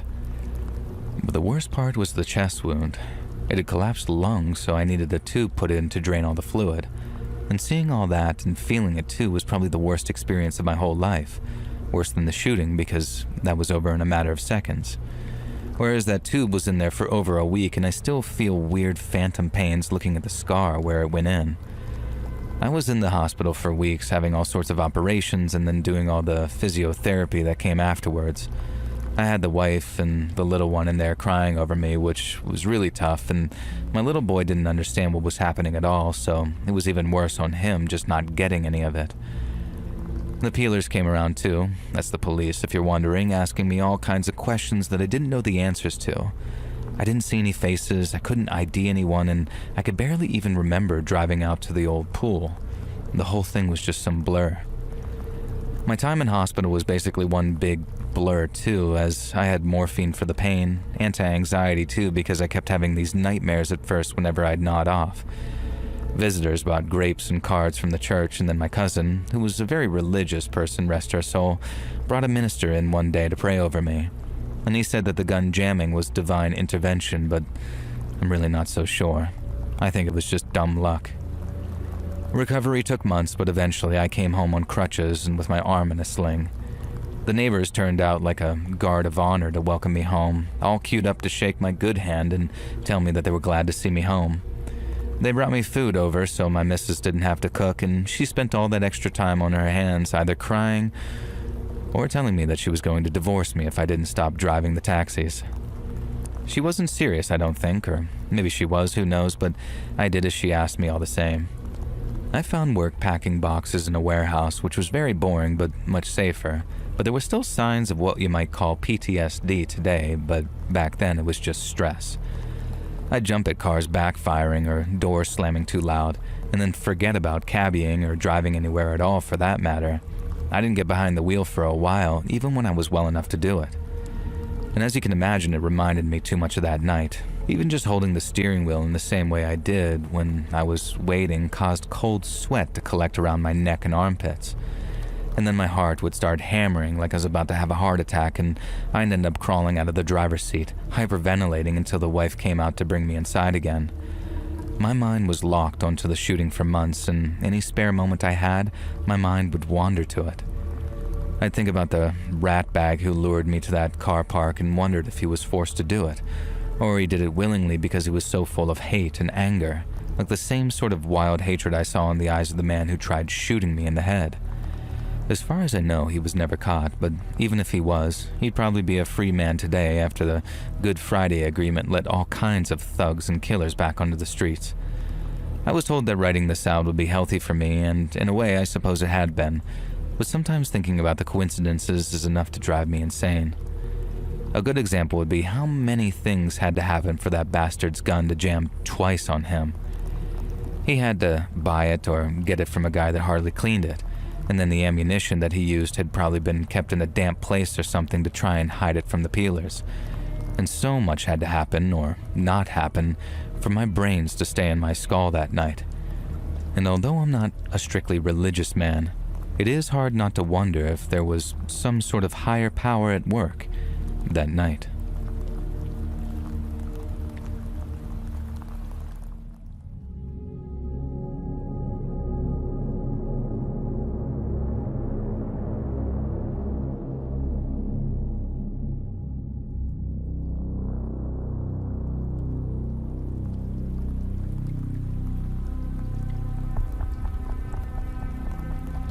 A long time ago, almost 20 years in fact, a female friend set me up on a blind date with a guy named Ryan. He was a buddy of her boyfriend's, one he spoke very highly of, and for reference, I was a 28-year-old woman when we met, while he was almost a whole 10 years older at 37. My friend promised me that he was good-looking and that he had a good job, all that jazz.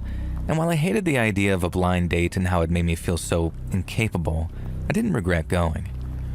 Ryan was a truly beautiful man, but then once we got talking, I understood why he was single. First off, he sounded like a legit workaholic, and while he admitted that that was something he needed to work on, it leads me to the second thing, his poor communication skills. I called my girlfriend on my cell from the bathroom, and then she says, "Oh, he's just shy, let him warm up a little." And at the time, I thought that she was right. I was patient with him, told him he didn't have to worry about offending me or upsetting me. I mean, not within reason anyway. And then over the next month or two, Ryan really opened up to me. He didn't become some social butterfly overnight or anything. He was always kind of soft-spoken and reserved, but what I found out about him, I liked. He was super into ancient history, and I'm Greek on my mom's side, so I thought that was really cool.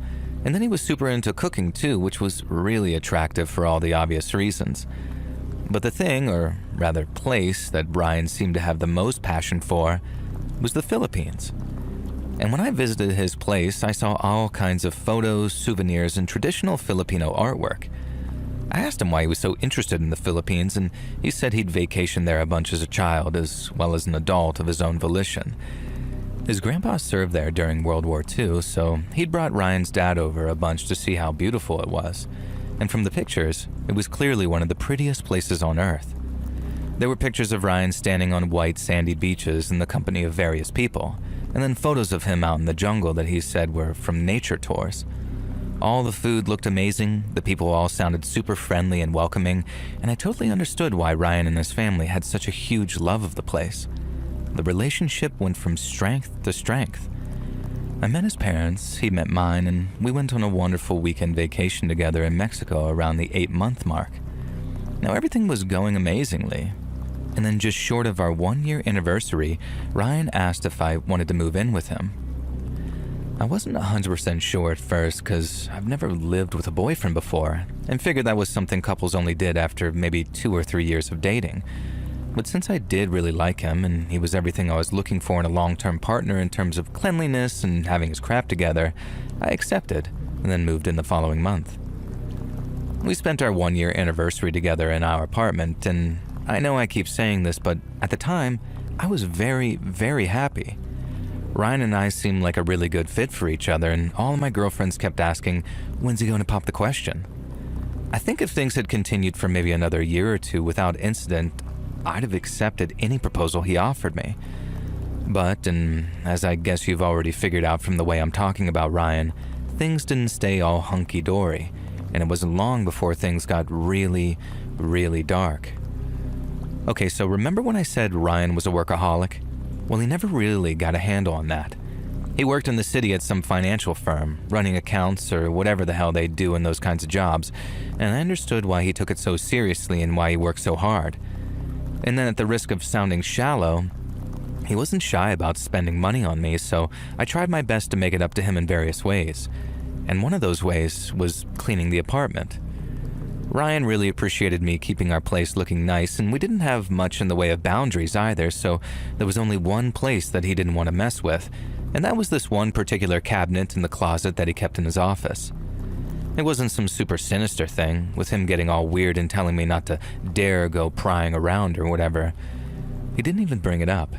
It was me after I saw all the delicate little trinkets that he had in there. The first time I cleaned his office, when I opened the top left-hand cabinet on this big old mirrored closet type thing, I saw it was full of little wooden figures. They'd been carved to look like man and wife, wearing traditional clothing and holding traditional weaponry, and the carving was so intricate and fine that I was scared to break them. I asked him if he was cool with me not cleaning that part of the closet since I didn't want to break anything, and then when he said that was fine, I just moved on to other stuff. Now this happened maybe 6 or 7 times more, I can't remember exactly, as I'd given the apartment a deep clean about once every 2 weeks. And then one day, I opened up the little cabinet thing that houses those figures and found it pretty damn dusty. Those little figures, all coupled up like they were, looked kind of sad covered in so much dust. But still, I didn't want to risk breaking them, so instead of cleaning them off, I decided to just take them out of the little cabinet very carefully and give the inside of the cabinet a clean instead. And so at the very least, they had a nice place to live, even if Ryan was neglecting them directly. Now, I got the little footstool out of the bathroom and then took it into his office so I could get better access to the cabinet, which was just about arm's reach without it. I then took each set of figures, pair by pair, and set them carefully down on his desk before getting back on the footstool to dust the cabinet. I pushed the duster inside, and I was trying to get it all the way to the back when I suddenly felt the tip of the duster tapping against the rear wall. It felt pretty solid, so I figured that it wouldn't do any harm to really get in there, because I couldn't exactly scratch the wood with a duster, now could I? But when I did start trying to dust all the way to the back, I suddenly felt the rear of the wall give way. Now obviously I'm freaking out, thinking I just broke my boyfriend's cabinet, which was an antique passed down from his Austrian grandmother too, I think.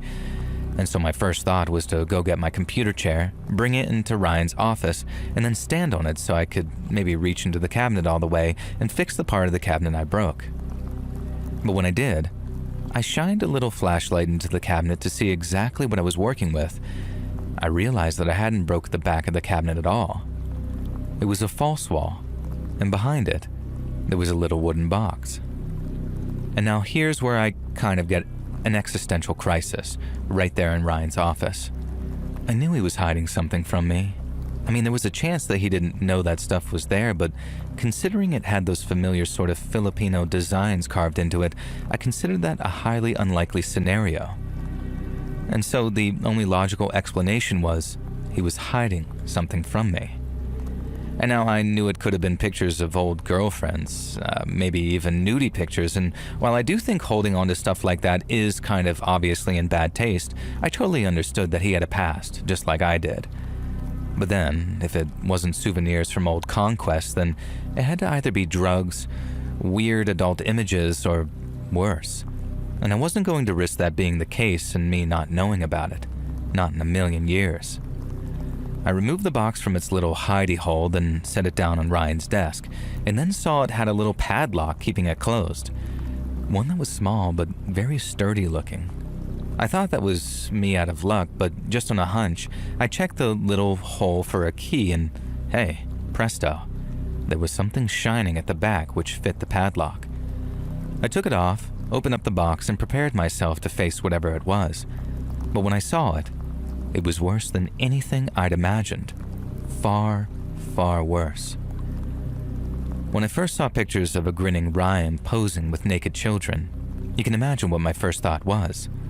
I dropped the photo back inside, shut the box, and then found myself thinking, that's not what I saw, and you gotta make sure. Besides whatever kind of illegal activity was going on, it was going to the police in its photographic form, and so either way, I needed to open it up again and look inside. And so I did, and that's how I saw that they weren't being touched, or at least not in the photographs anyway. Because the kids Ryan was posing with and the photos I was 90% certain were taken in the Philippines were dead. And I'm not talking dead like died in a disaster or something and Ryan was documenting it for evidence or something. I'm talking like they showed obvious signs of being violently murdered in various different ways. There were heads missing, arms missing, legs missing, and some kids had been propped up to display huge holes in their chests or stomachs to show that they'd all been hollowed out. Some kids had what looked like wire around their necks, so tight there were bruises from where they'd been strangled to death. Others just had these big slashes across their throats and blood caked up their faces from where I think they'd been hung upside down and slaughtered like animals. And I say that because I've had a long time to think about what I saw, and there was one of Ryan smiling with this kid who had his little arms tied behind his back, but with just this ungodly amount of blood on his face, and I could never figure out why.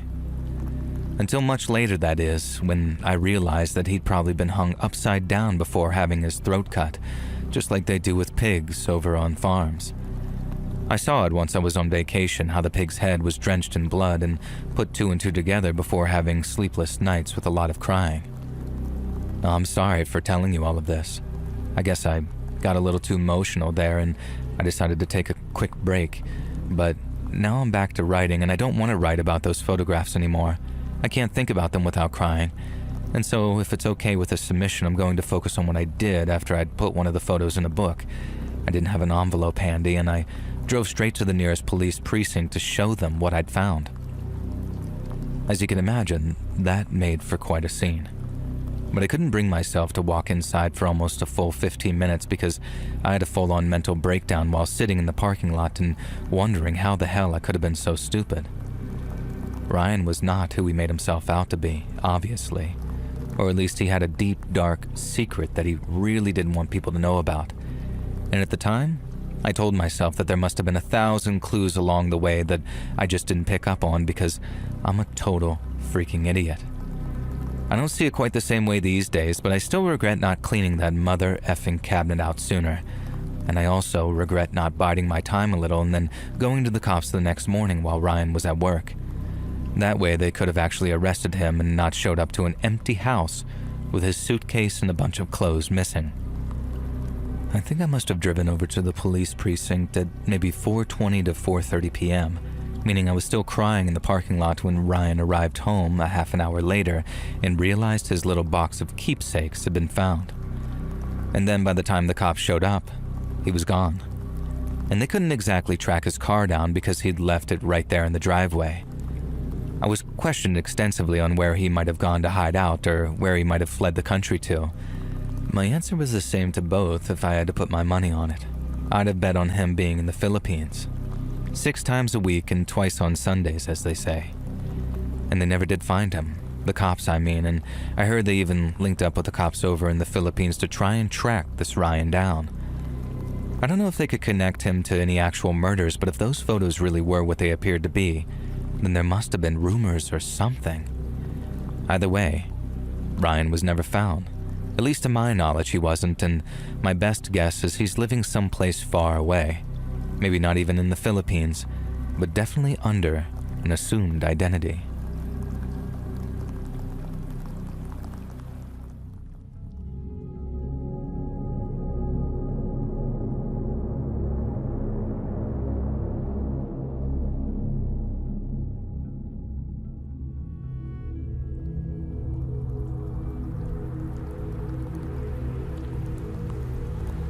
So I'm a big horror buff, as you can probably imagine, since I'm a longtime subscriber of your channel. Love your stories, the scarier the better. And when I was a little kid, I used to persuade my babysitter to let me watch my parents' horror collection on VHS, or have her bring tapes over herself. I'd promise her that I wouldn't have nightmares, and I never did. I handled everything perfectly, except for one freaking movie. One movie that terrified the absolute living crap out of me and gave me nightmares for weeks. If any of you have seen it, you're gonna laugh your asses off. Ghoulies 2. I mean, I guess at least it wasn't Ghoulies Go to College, but still, Ghoulies 2 wasn't even freaking serious horror movie, really. It's a comedy horror, and not exactly the most celebrated of entries in the venerated Ghoulies franchise. Now, I won't explain the whole damn movie, but it involves a group of little critters, the Ghoulies, and one of them is a little bald green fish dude with sharp teeth. The movie takes place mostly at a fairground, and there's a scene where a clown is on one of those dunk tank attractions, You know, the kind where you throw balls at a target and knock the person into the water? In Ghoulies 2, the clown gets dunked and the fish ghoulie bites his arm off and then kills him. Now somehow in my stupid kid mind, this was what the dunk tank at a fairground was supposed to be. Some kind of device where the person getting dunked was at least under threat of being murdered. And I guess I thought that the tank usually had piranhas or sharks or something in it. God knows, really. Now, I was about 6 when this happened. I was horrified and completely mortified to discover that my dad, who was the town sheriff deputy, was going to be up on the duck tank at the local fair. Now, I couldn't tell why I was so horrified. I asked him why he'd risk his life like that, but he didn't seem to understand what I was saying, and I was too scared of getting busted for watching Ghoulies too, so I guess I couldn't really explain myself very well. I wasn't the most logical or eloquent kid. Now the night of the fair comes and I'm absolutely crapping my pants at the idea of my dad being dropped into the tank of piranhas or sharks or ghoulies. And I kept crying that night until Mom threatened to ban me from the fair, and I knew that I had to attend just in case that there was something I could do to save my father. Now watching with horror as they filled the tank and he climbed up onto the seat, the tank was about 8 feet high, so neither I nor anyone else could really see the monsters that I was certain lurked within. Now I got this genius idea that every time someone would take a throw, I'd cough or sneeze or make some kind of noise to disrupt their aim. Now this actually seemed to work, or maybe some people in my town were just terrible shots, or they were just too afraid to dunk the sheriff's deputy. And the whole thing was just ridiculous. Dad was dressed up like a sheriff clown. He had this Stetson hat on and this huge ruff around his neck that meant that he couldn't really do anything but look forward. And the whole point of being the dunk tank clown is you're supposed to goad the missile throwers into hitting you. Every time Dad chided them on, I remember saying no and doing my best to disrupt their aim. In the end, a local guy realized what I was doing and joked with my dad that his kid was trying to save him from his fate. Now somehow I got it into my head that this meant that everyone, including my father, knew that it'd be the death of him if he fell into that water. Why would he even agree to it? I was baffled. I had no idea what to do, so I crept around the back of the tank looking for a solution. Now sneaking through the bushes, I saw 3 teenagers. I knew that they were trouble. They had a reputation as bullies, and even my older sister, who was their age, didn't always keep the best of company, had also told me that these guys were bad news. I watched them from the bushes for a bit and I realized that they were piercing the tank with what looked like knives and allowing it to drain into the large drainage ditch that ran along the edge of the trees lining the carnival.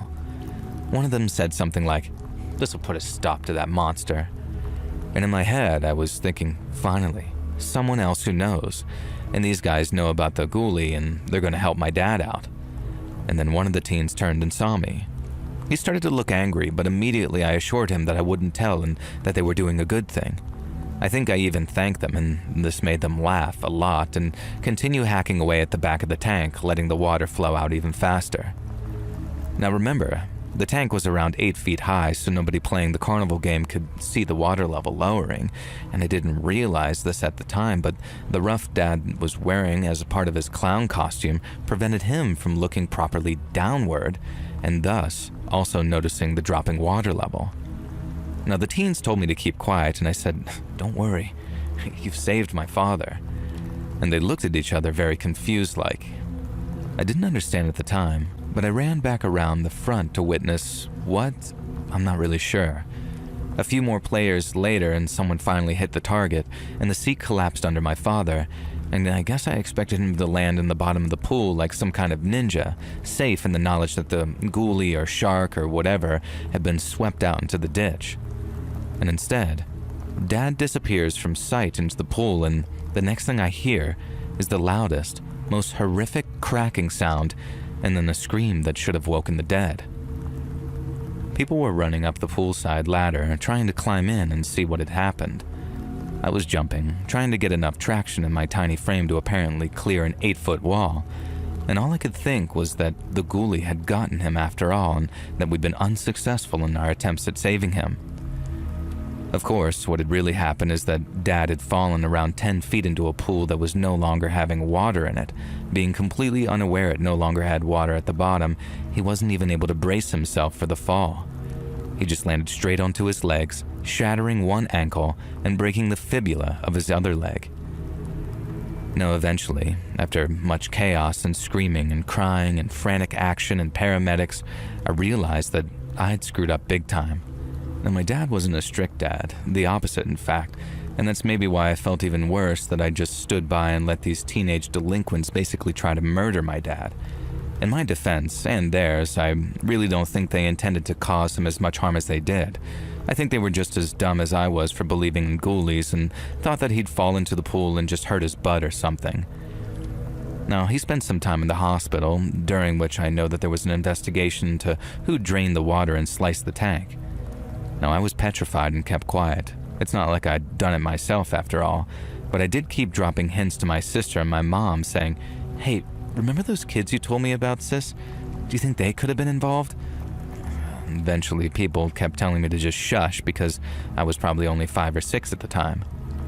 Now, I finally admitted the truth to my dad on my wedding night, slightly drunk at the reception, and the fall had caused him to take early retirement from the police force, and he'd gone into local politics instead. Now, at the time of my wedding, he was sitting pretty as the mayor, and he'd done well for himself, and I confessed everything toward the end of the night. I looked from my dad to my sister to my new wife. Sadly, Mom had passed away some years before and never got to celebrate the big day with us, sadly. And Dad began to absolutely roar with laughter, and so did my sister. As it turns out, they'd caught the kids who'd done the crime after a couple of weeks. They'd admitted to everything and been surprisingly remorseful, and also mentioned how a little kid had been there, talking about goblins or ghouls or something. My mom, dad, and sister had put 2 and 2 together and allowed me to live with my secret because in their eyes, all I was really guilty of was not wanting my dad to be grabbed by the ghoulies.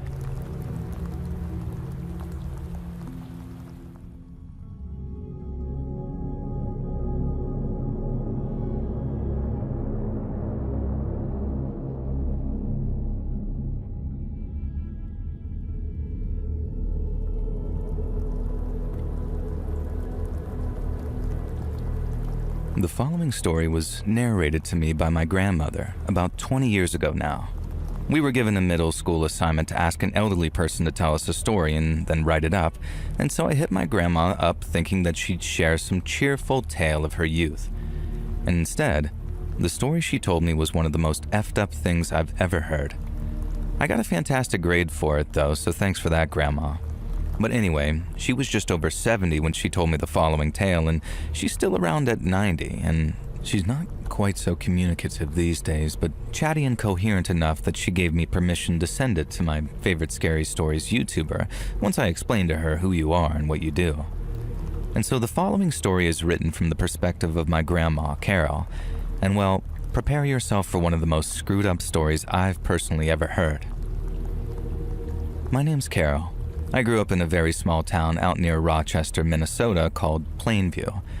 It was a very quiet place right in the middle of a farm country, and back in the 40s, maybe only 1,000 or so people called it home. We'd swim in the creek during summer break and then sled down hills in the winter, but all year round, Sundays were special.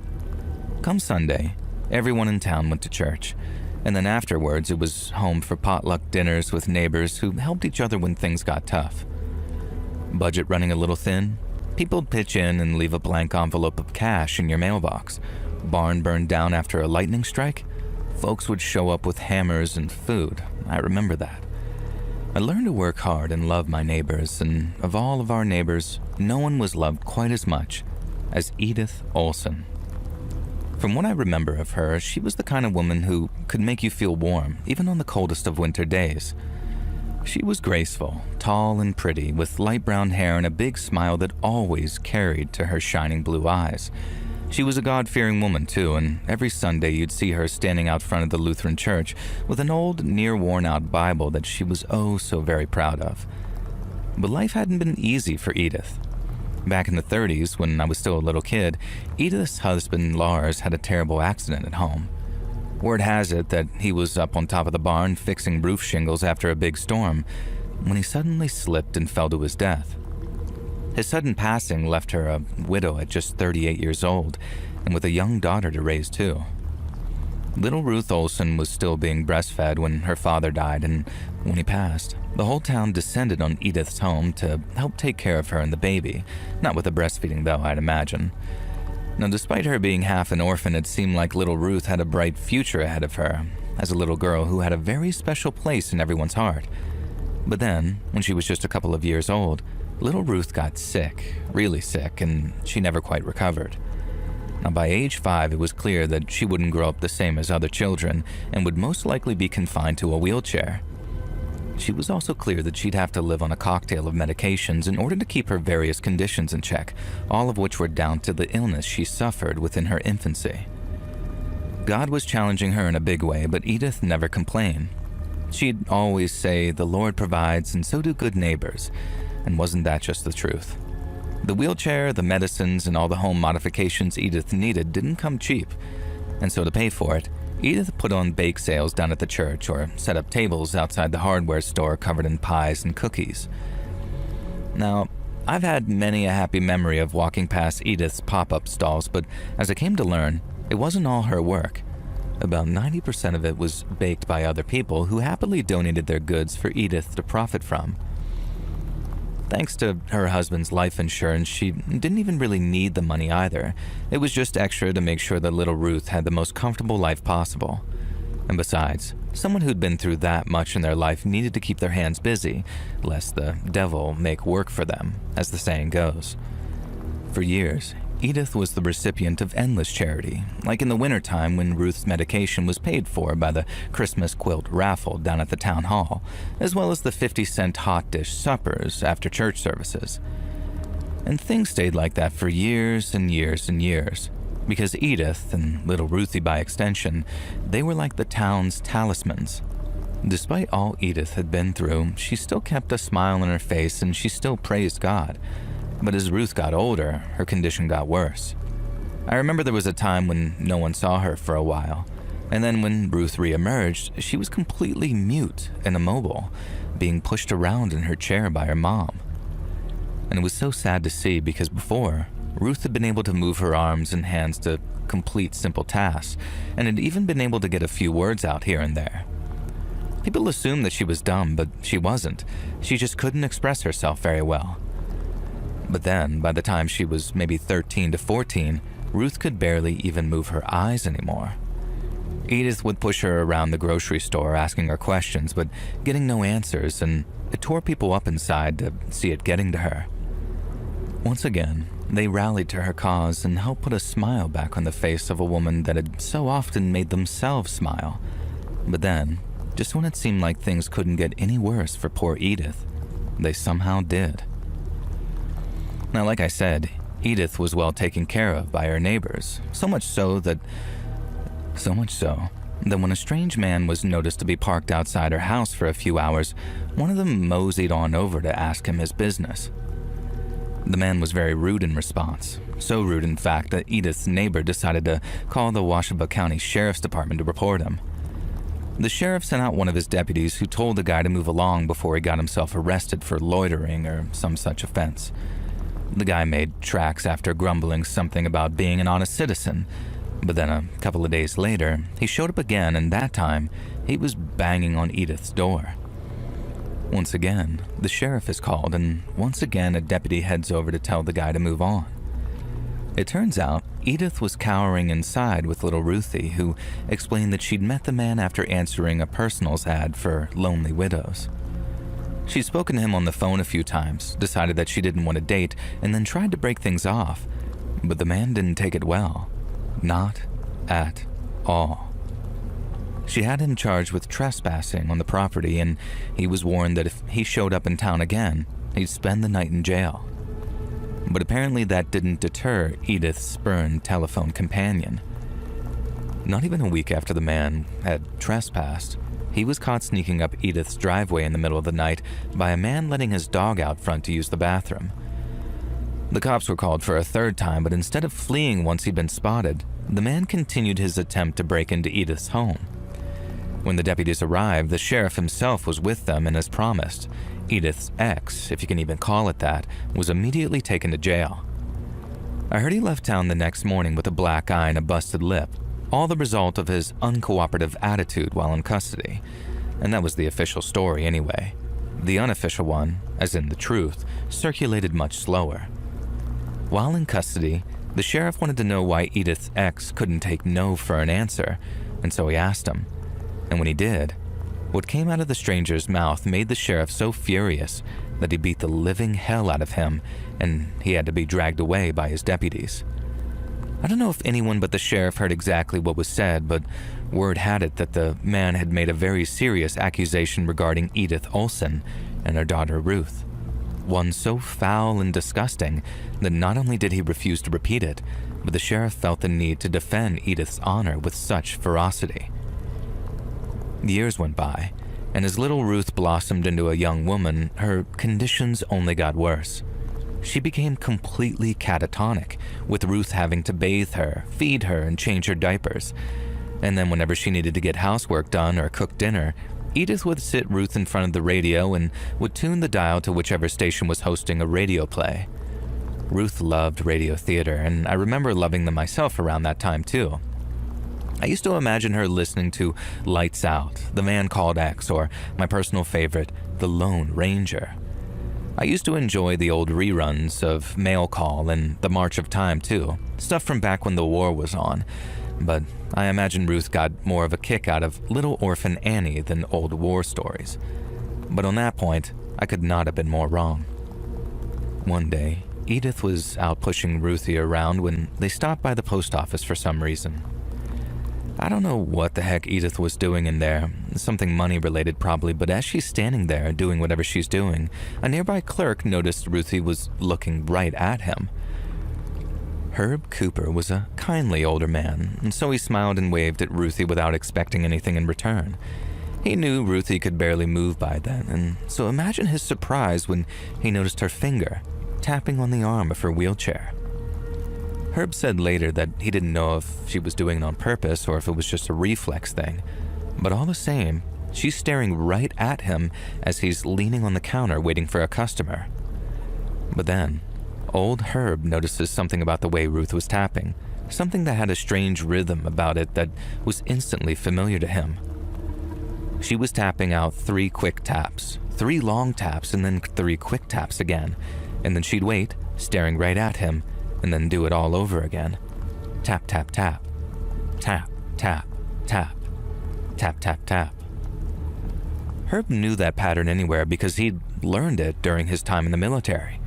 It was Morse code, the kind that they used to tap out over the wire, and it meant SOS. When Edith wheeled Ruth back out again with a big smile and a cheery goodbye, Herb had to force a fake one. He couldn't quite believe what he'd just seen, even though the evidence of it had been right there in front of him, and when he went home for dinner that night, he told his wife what had happened. It was Mrs. Cooper who told him to search his soul and to go talk to the sheriff if he thought he needed to. Well, Herb did some soul searching all right, because the very next morning he drove to the sheriff's office and told the sheriff himself what he'd seen at the post office. Herb was as reliable as the rising sun, so coming from him, the sheriff knew to take it seriously and went over to Edith's home to have a talk with her. And that, ladies and gentlemen, is when the proverbial cat was let out of the bag. The sheriff figured something was wrong when Edith refused to let him inside and insisted they walk out on the step for everyone to hear. Now, the sheriff told her what he had to say wasn't something that she wanted people to hear, but Edith insisted, and it took the sheriff promising to return with a warrant for her to step aside from the doorway and invite him in. And while once he was inside, the sheriff caught a glimpse of what was really going on in that house. And let me tell you, it wasn't pretty. Despite keeping the outside of her home spotless, the inside was another story entirely. It was filthy, with moldy food in the refrigerator, dying houseplants standing in vases full of stagnant water, and what could only be described as a stack of Ruth's dirty diapers just piled up in the kitchen. I heard Edith tried explaining it away by saying that she hadn't had time to clean in a couple of days, but somehow she managed to keep her own bedroom clean as a whistle while keeping Ruth's like a damned pigsty. He later said it looked like the poor girl's sheets hadn't been washed in years, and how what had once been bright white cotton was tinged in this faded yellow. Edith continued to make excuses as the sheriff toured her horror show of a home, but the final straw was what passed for her medicine cabinet. Edith claimed that Ruth needed all kinds of medications, including blood thinners, kidney regulators, and all kinds of other stuff like that. But upon looking in her medicine cabinet, the sheriff didn't spot anything of the sort. He wasn't a doctor, of course, but he'd confiscated enough pills for enough pillheads over the years to recognize a tranquilizer when he saw one. He knew Ruth needed sleeping pills too, as she sometimes found it difficult to get a rest at night. But Edith must have had 24 bottles of farm animal-grade tranquilizer in there, the kind of stuff that they give to bulls before they go under the knife for whatever reason, along with a ton of anti-anxiety meds and strong pain medication. There wasn't a single medication meant for any of Ruthie's so-called conditions, only stuff to keep her still and placid while her mom pushed her around in a wheelchair. The sheriff had his suspicions right away, and he couldn't arrest her for child abuse right there and then. Instead, he put her in handcuffs for some kind of narcotics violation for owning regulated medications that she didn't have a prescription for. But then once Edith was in custody, he ordered a full investigation into Ruth's treatment, and that's how the cops discovered that Edith's entire life was little more than a lie. She'd been pretending her daughter was sick ever since she was a baby, and then by the time Ruth was old enough to realize she wasn't sick, Edith needed to ensure her continued compliance, and so she started drugging her. She didn't just drug her daughter either. She beat her, starved her, and psychologically tortured her by telling Ruth that everything, and I mean everything, was her fault. Everything from her father's death to her condition was Ruth's fault, and if she ever tried to escape or alert anyone to what her mother was doing, she'd be killed. And this was all discovered after Ruth was placed in foster care and was being taken care of by people who genuinely cared about her. They fed her to get her strength up and helped her through the withdrawals from all the medication that she was no longer being given. And then slowly but surely, as the drugs cycled out of her system, Ruth began talking again, and she told her story in full. It turns out Edith was telling the truth about the telephone companion who tried breaking into her house. She had met with him after responding to a Lonely Hearts ad, one which claimed to specialize in widows. The man himself was a widower, and apparently she and the stranger had shared something of a budding friendship. But then somehow, and for whatever God-forsaken reason, Edith let slip about the way she treated her daughter. She didn't tell her new companion everything. In fact, it was just one little line that aroused her suspicions. And that line involved her taking great pleasure in punishing little Ruthie for what her mother called her sins of the flesh. I guess with him being a religious man, Edith expected her companion to understand. But just like any other sane person, he questioned how a severely disabled young woman could ever deserve such punishments when she was too weak to talk, let alone walk. Apparently, and under the guise of offering Edith some financial assistance, he asked to come over to check out their living conditions. Edith was all for taking the man's money, but when she'd refused to let him anywhere near the house and said that she'd shoot him if he tried, he naturally grew more and more suspicious. He knew Edith lived in Plainview, he just didn't know where. But all it took was a little ride around town, talking to folks about the town's very own angel in human form to figure out where her house was. After that came the sightings of him, and apparently he was only rude to Edith's neighbor because he believed the whole town was in on Ruth's abuse. She talked at length about this big support network she had and how everyone in town loved her and would do anything for her. And so our telephone companion assumed the whole town was bad, hence why he kept on coming back despite warnings from deputies. He ended up telling the sheriff right to his face that Edith Olsen was subjecting her own daughter to a living nightmare of hellish proportions. But like we already covered, the sheriff had been so well fooled by Edith's act that he beat the living crap out of the guy for even suggesting she was bad. I don't know if the sheriff ever got around to apologizing to this guy, but I guess not, as doing so would be an admission that his injuries weren't the result of a bad fall or bumping his head while they were trying to get him into his cell. But I know he apologized to the people of Plainview for not figuring it all out years ago and saving poor little Ruthie a whole world of suffering. Edith ended up going to jail, and for a heck of a long time too. So long I heard that she died in prison back in the 80s. And then aside from being set up with a foster family someplace, I'm not sure what happened to poor Ruthie. I hope she's living a good life somewhere with a good family by her side too. And I hope all the physical and mental wounds have healed, but if they're anything like the psychological wounds suffered by the folks of Plainview, then they took a long, long time to heal. And see, it wasn't just the suspicions that destroyed the social fabric of my hometown. It was the guilt. Folks realized that they didn't really know their neighbors, not in the way that they like to imagine they did anyway, and that did its own damage. But the guilt, the crushing, inescapable guilt of knowing they'd stood by and done nothing, it destroyed them.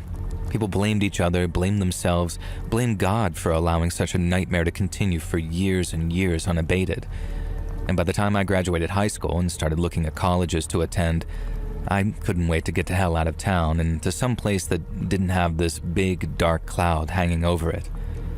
I've been back since, and like I said, things finally seem to have changed around town and reverted back to the wholesome, peaceful, and trusting place it used to be. People still tell the story of the evil old witch, Edith Olsen. But to the kids, it's nothing more than a scary story from a different time, something that can't affect them or hurt them. But to folks like me, who are old enough to remember all that evil, hatred, and mistrust, it feels as close as yesterday.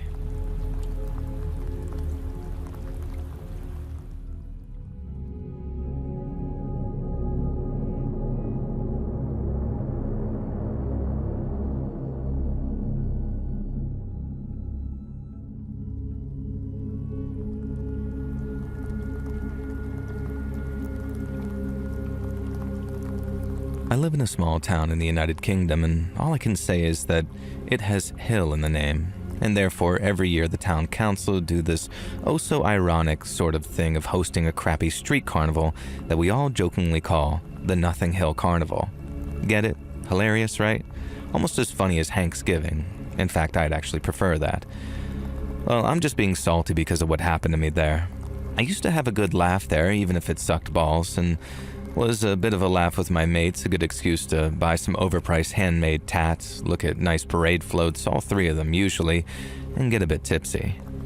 Now this year, in 2014, I'd recently started dating a new guy, now my husband, James. And he was my boyfriend at the time, but I know I'm going to slip up in the story and call him my husband, so you get the point. Now I went to the carnival with James, and there were some decent cheese stalls this year actually. James is a cheese fan, and I've been known to partake in the devil's milk from time to time too, so we spent far too long sampling different cheeses. And I kid you not, we spent over 80 quid on cheese that day and nearly 20 quid on bread. There's this one local farm that just makes the most insanely good cheese. Now anyway, this isn't important. What is important is that we were lurking around the cheese counter when the parade started. The first entry in the parade was a local marching band, and holy freaking sugar babes did they suck. They were all these old fellas wearing what looked like 1940s marching band gear, and I guess it was some tradition that they do in conjunction with the local museum. But some of these old boys, playing the bugle and the French horn and things like that, and they looked like they were about to drop dead. They tried their best, bless them, but imagine a group of pensioners marching along under the blistering sun, playing marching band instruments. It sounded about as good as you'd expect. And so good, in fact, that I whipped out my phone and started filming them, because damn, this would have made for a good content back then when you were still allowed to make fun of people in a nice way. And I wish I still had the video, but my entire phone got smashed that day for reasons you'll soon find out, and the video hadn't uploaded to iCloud on my local town's then crappy 3G back then, so yeah, lost media, I guess.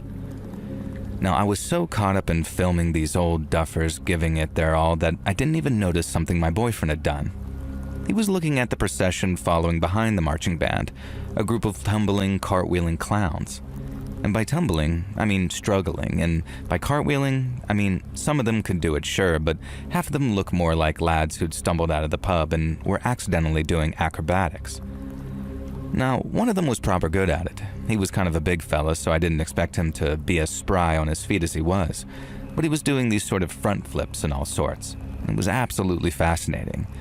And that's who I thought my boyfriend was pointing to at first when he kept tugging on my elbow and telling me to look. But no, it was another clown that he wanted to check out. This other guy was thin, a lanky lad with a bald cap and green tufts of hair above his ears. Something about his gait seemed familiar, and he came pushing and shoving through the parade of clowns, storming in our direction like someone over here had actually pissed on his VHS tape of killer clowns from outer space or something. And he shoved a trumpet player out of the way, who let out a sort of goodness me and came barreling right for us. And that's when I realized that we were this bozo's intended target.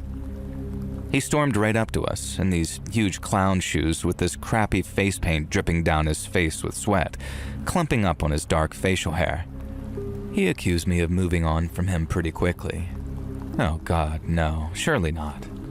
But there it was, my ex-boyfriend, Am. Now his definition of moving on from him pretty quickly was certainly an odd one. We'd broken up nearly 2 years ago. James wasn't even the guy that I dated since then. I told him it was a long time ago, and then he got all sad. He said he'd never gotten over me and that I broke his heart. And then he did something even more unexpected. He quoted that freaking Notting Hill scene, that famous one you might remember. Only remember, he was dressed as a clown, and he also didn't get it right. And from the best of my memory, this is what he said. "I'm just a guy, hanging out with a girl, asking if she'll let me love her." I did probably the worst thing I could do. But he dressed like a half-assed clown, and I hadn't even thought about this guy in years. He was a brief college romance from what I recall, and so I kind of just laughed in his face, to which he responded by reaching in his back pocket and producing a jar of a very cloudy liquid and quickly unscrewing it. Now he said something like, if I was going to laugh in his face, then how would I like this in my face instead? And for a second, my mind went somewhere gross. But when he took the lid off the jar, I could sort of smell it. A caustic, burning smell. Now remember that other clown I mentioned? The larger lad who was actually acrobatic and putting on a good performance? He was right by us now. Now James, bless him, hadn't quite worked out what Am was going to do.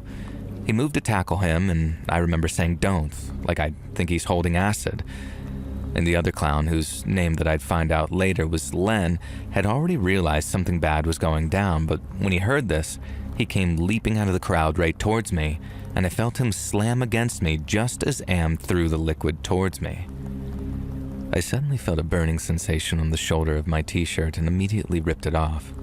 Only a splash had hit me, and I'll tell you now, thankfully whatever substance Am had cooked up, which we found out he'd stolen from the chemistry lab at the school that he worked as a janitor, wasn't that potent. But it was potent enough that it caused some genuine damage to my bare flesh and particularly my eyes. It didn't hit my face though, it hit Len's. Len, who it turned out was wearing thick homemade grease paint that he swore by in his career as a clown compared to the, in his words, sticky, sicky crap that they sell at circus supply shops. I don't fully understand the science, but I know the makeup he used involved a combination of water-based lubricant and baking soda, and he swore by it for makeup that wouldn't run in the heat. It also meant that the acid, instead of destroying his face, was almost neutralized by the damn grease paint. He did end up with a few small scars, especially around his hairline where the grease paint met the wig. But Len, who is now a lifelong friend, is some kind of genius, I think. He kept his eyes shut, screamed for something to wipe his face with and some water, and he quickly asked me to soak the t-shirt and use that to wipe his face clean, and it really did manage to negate most of the damage Am would have done. Meanwhile, as all of this was going on, James was acting as my hero in another way. Now, I don't want to be one of those wives, but my husband's a bit of a hard nut, especially back then. So he was beating the absolute living crap out of Am, who, let's not forget, was dressed like a rubbish clown. And at one point he had Am down on the ground and was genuinely concerned that he was going to end up getting murder charges for curb stomping this guy. I mean, if someone had tried to acid attack him, I'd probably have done the same thing, but, you know. I yelled at him to stop and dragged him away. And thankfully there were so many bystanders and witnesses, including the local bobbies, that James really didn't risk much. Am was comfortably convinced not to press charges in exchange for a bit of leniency in the charges against him being dropped down to something a little less serious. Now, I'm not sure how I feel about that. The guy tried to permanently scar me for breaking up with him nearly 2 years ago. But hey, you take what you can in the legal system, I guess. Now, he did go to prison, and he's probably out now, but thankfully I have a restraining order against him that my lawyer ensures stays renewed and active. And so to Am, I hope you've become a better person, because to me, you'll always be a steaming pile of crap and an insult to clowns everywhere.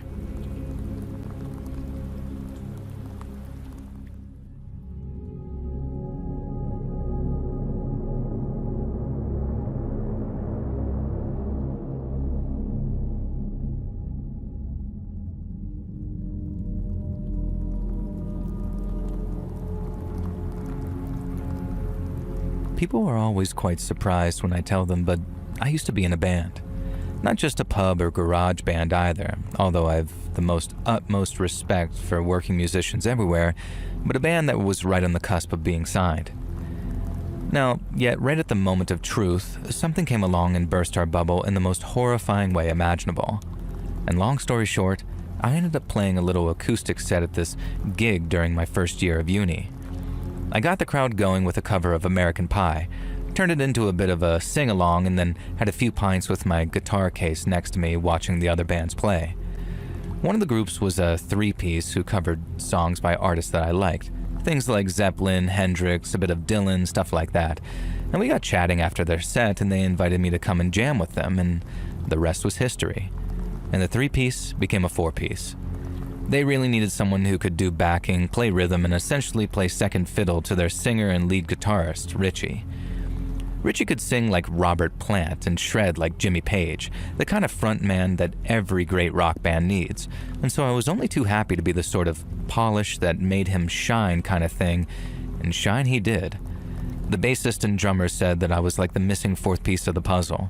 Two lads who, funnily enough, were both named Andy.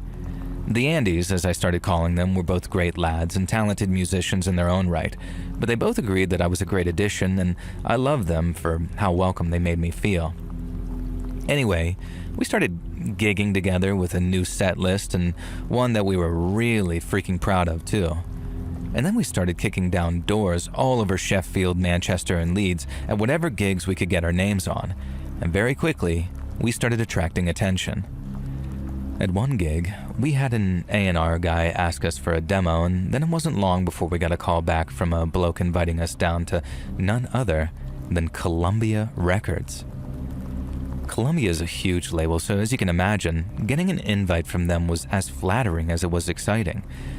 We went down to London for what was basically an audition, and then after sitting down with some bigwig and the A&R guy that we'd met, we were told to basically go away, write 8 songs of our strongest possible material, and then get ready to record them, tour the country, and then release our debut. It was what you'd call a development deal, something record companies do to make sure that you're all but locked into a contract with them before any others get their greedy little mitts on you. But at the time, we were over the moon, and the future looked very bright indeed. But those next few months, my God, they were exhausting. We kept on going to uni, but no one went home for Easter break, and pretty much all of our free time was spent in our practice space writing songs and trying out said songs at various gigs that we were now being sought out to play. It was honestly one of the happiest and most fun-filled times of my entire life. And thanks to the little stipend Columbia paid us, so we had money to write the album, I had real cash in my pocket for the first time in my life. We all did, and it was fantastic. But burning the candles at both ends, jamming all night and then going to uni the next morning, it started to really take its toll on us, but especially Richie. Richie was the driving force of the band, and without a doubt, and although we were all excited about the development deal, etc., Richie seemed to literally high on the excitement. He didn't sleep for almost 50-something hours over one weekend because every time he tried to doze off, he kept getting ideas for licks or lyrics that he just had to record or write down. He seemed like he was getting into a real state at one point. Like he seemed all frazzled and scatterbrained from the sleep deficit. It didn't help that we were drinking a lot too, but then one day, Richie met this girl who quickly became his girlfriend, and he was suddenly his old self again. Now we were thinking, oh aye, he's probably sleeping like the dead after rolling around all night with her. But we weren't complaining, not when he basically wrote the entire album in 3 weeks, with our contributions of course, and it was fantastic. But then, not long after the album was accepted by our A&R guy and he started looking for a producer for us, Richie started acting all strange. He'd either be super upbeat and positive or ultra moody and negative, like totally bipolar, and the same could be said for his energy levels. He was either raring to go and full of beans or nodding out in his chair like he hadn't slept in days. It was obvious that he was taking drugs of some kind. We just didn't know which ones, as we were actually very naive and innocent for 4 lads on the verge of being rock stars. We never shared anything stronger than a bottle of Jack Daniels before going on stage together, so imagine our surprise when, after staging a little intervention on Richie's behalf, we find out that he'd been juggling both a speed habit and a sleeping pill habit, all in pursuit of getting the album written. Now, it was quite an emotional intervention, really, because we knew that he was only doing it for the benefit of the band. It wasn't like he was out there doing coke and sharing needles in the pursuit of hedonism.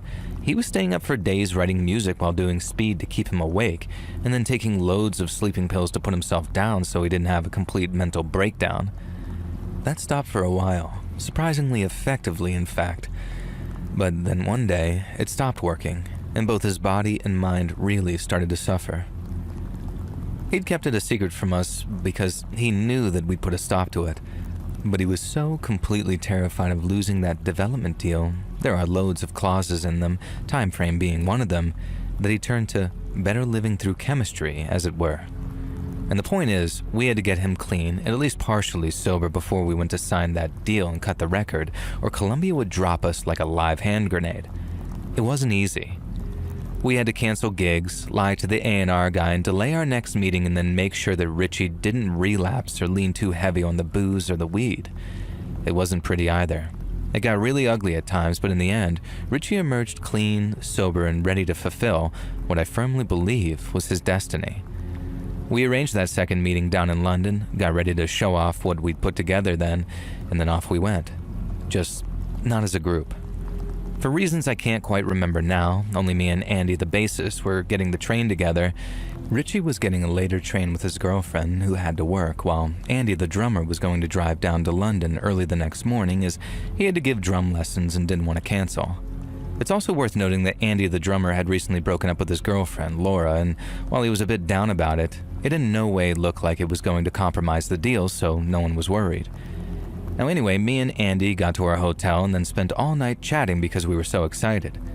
We showed up at Columbia right and early the next morning, and at first, we're the only ones there. This didn't bother me at first, as we'd arrived early like I said, but then as the minutes rolled on and there was no sign of Richie, me and Andy, the bassist, started to worry. Now we're thinking, he wouldn't relapse and mess this whole thing up the night before, would he? And while we wanted to say no, there was this real sense of, actually, we don't know. And it was a pretty horrible feeling, let me tell you. Imagine our whole future falling apart right there before our eyes, but then just as I was starting to really despair, who should show up but Richie? I don't think I'd ever been so relieved or pleased to see him, and we both gave him and his girlfriend big hugs when they got out of the taxi right there in front of us. But then after the hugs and the smiles and the thank God you're here, Richie asked, "Where's Andy?" And it was only then that we realized that no one had spoken to him. It was one of those, I thought you texted him. No, I thought you texted him kind of situations. But no one had. No one had called him either, but we still weren't worried at first because Andy the drummer was always Mr. Reliable. And that's half the reason they had him as the drummer in the first place, before I joined the band, I mean, because without a drummer, you pretty much got nothing. If your bassist doesn't turn up, you can get by with just a guitar and drums. Look at the white stripes and the black keys. You could even do an instrumental set if your singer doesn't turn up and get the audience to do the singing. And with the rest of the set list, that works surprisingly well. But if your drummer doesn't turn up, you're buggered. And since Andy the drummer always bloody turned up, we had absolute faith that he was going to show up, and it was simply running a little bit late. But then, despite all three of us calling him in turn, Andy picked up his phone. In fact, when he gave it a second round of calls just minutes after, someone had switched it off. We waited 5 minutes, and then 15, and then we had to go inside or risk being late for the meeting. We lied to the A&R and company man's face, saying Andy had gotten sick with food poisoning and he was 100% reliable otherwise. Because again, it was still mega important to make good impressions and not make ourselves look unreliable. They ate it up, as the three of us were clearly really excited to be there, but the whole time I've got this heavy, anxious feeling in my chest thinking, where the actual freak is Andy? Everything went fine at the meeting, and we arranged to meet again less than a week later to sign all the actual contracts. At which point, Andy really needed to be there. We felt like we dodged a bullet at first, and that it was simply a case of getting hold of Andy before A, finding out what had happened, and B, making sure he wasn't going to pull the same crap the following week when we needed to put pen to paper. So literally, the moment we got back to Sheffield, me and Andy the bassist thumbed down a black cab and asked the driver to take us to Andy the drummer's address. Andy was actually from Sheffield, so he lived with his mom and dad in a nice house near the Steel Bank. And then when we pulled up outside, Andy's car was in the driveway, so we assumed he was home. But when we knocked on the door and his mom answered, I recognized immediately that something was wrong. It was the look on her face, the one that says, "I've got bad news to tell you," and since she knew us quite well at that point, she just told us, "I think you two best come inside." Now, as we walked through the living room and Andy the drummer's mom asked if we wanted a cup of tea, all I could think was, oh my God, something happened and he's either dead or he's in hospital about to die. And so when she told me he was fine, at least in terms of his health, I felt this sort of premature feeling of relief. But that feeling disappeared entirely when Andy's mom explained that her son had been arrested. The first question out of our mouths was, what for? And looking back on it, I think his mom knew exactly why, and she just didn't have the heart to tell us. I don't blame her. I'd be horrified if my son was arrested on those kinds of charges, but the police always tell you why you're being arrested, don't they? So unless he was home alone when the police called around, there's no way his parents just didn't know why he'd been arrested. But like I said, I understand why she didn't tell us anything, and after we left, we had to kind of wade through the rumor mill before we found out what he'd actually been charged with. My first bet was drugs, because if Richie kept a secret habit, so could Andy. But it was so much worse than that, because Andy had been charged with both possession of indecent images of children and assault on a child under the age of 16. We found out when a news article was shared around Facebook with people either saying dirty nunts or, oh my God, I know this guy. Part of me believed it was all just some horrible mistake, but when Andy disconnected his phone, packed his bags, and just disappeared, we realized it was all true. The next thing we heard is that he'd pled guilty and received a very lengthy prison sentence due to aggravating circumstances. Apparently what he did to the kid that he met online was so bad, the judge gave him the maximum possible sentence. And then after that, it was gone. But so was the band, and so was our future. The record label didn't want anything to do with us after they found out what had happened to Andy, and the whole thing messed with Andy's head so much that he ended up getting mad into the drink for a while before he dropped off the map. Me and Andy the bassist tried putting a band together for a while, but the stink of what Andy the drummer had done was so bad that it followed us wherever we went.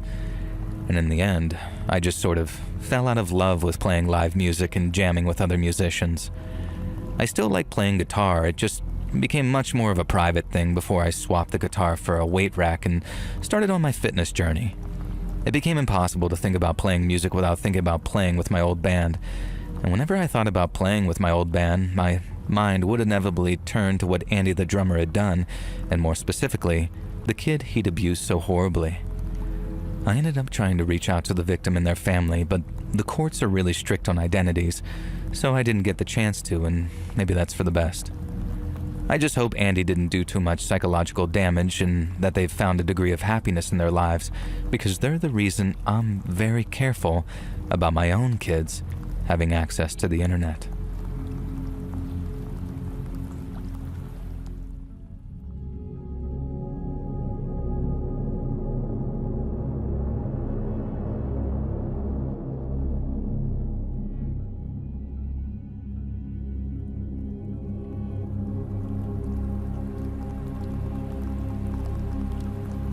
Ave Imperator, Joel. That means Hail the Emperor in Warhammer 40k speech, and yeah, I know it makes me a massive effing nerd. In my defense, A, my boyfriend told me to write to you, and B, it's relevant to the story. Maybe I'm misremembering, but I'm sure that you said in one of your streams that you're a huge nerd, so I think you'll relate to this. If that actually was one of the other narrators I listened to, then I deeply apologize, and for what it's worth, I think nerds are cool.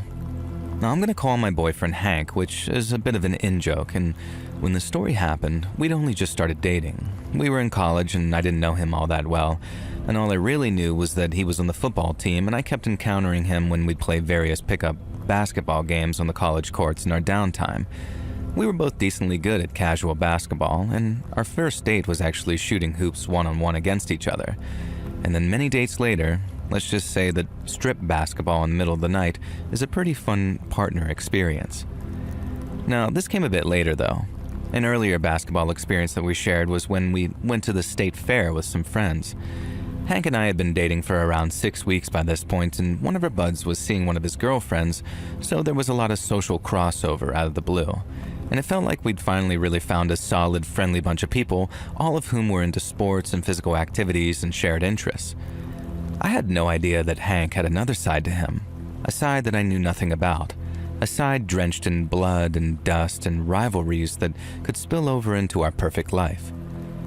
The state fair was always awesome. We always went in the evening and when there were fewer kids running around.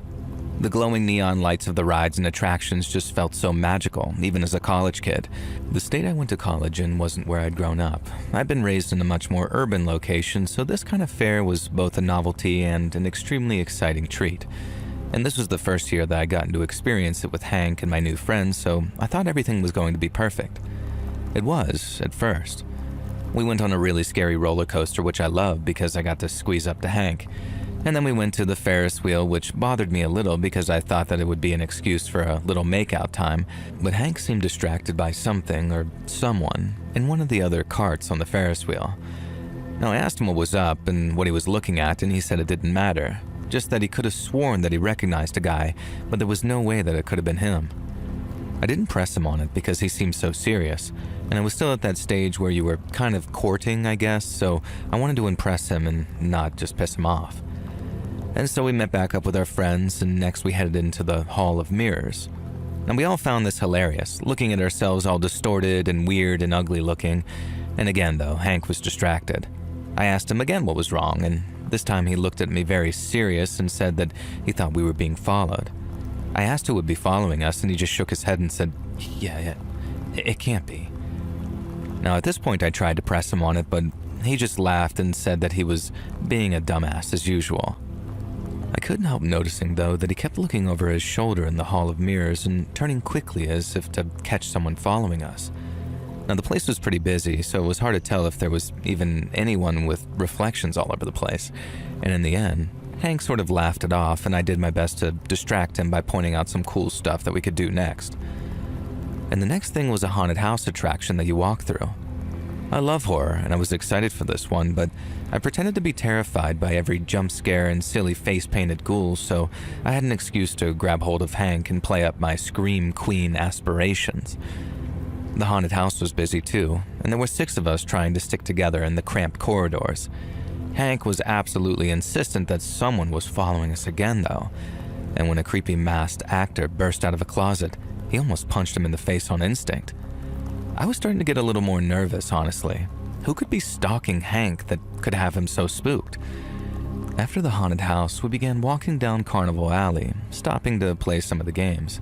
Hank won me a little plush fox, which I still have to this day, and we're all having fun, going off and playing the different games, many of which were surprisingly easy to win.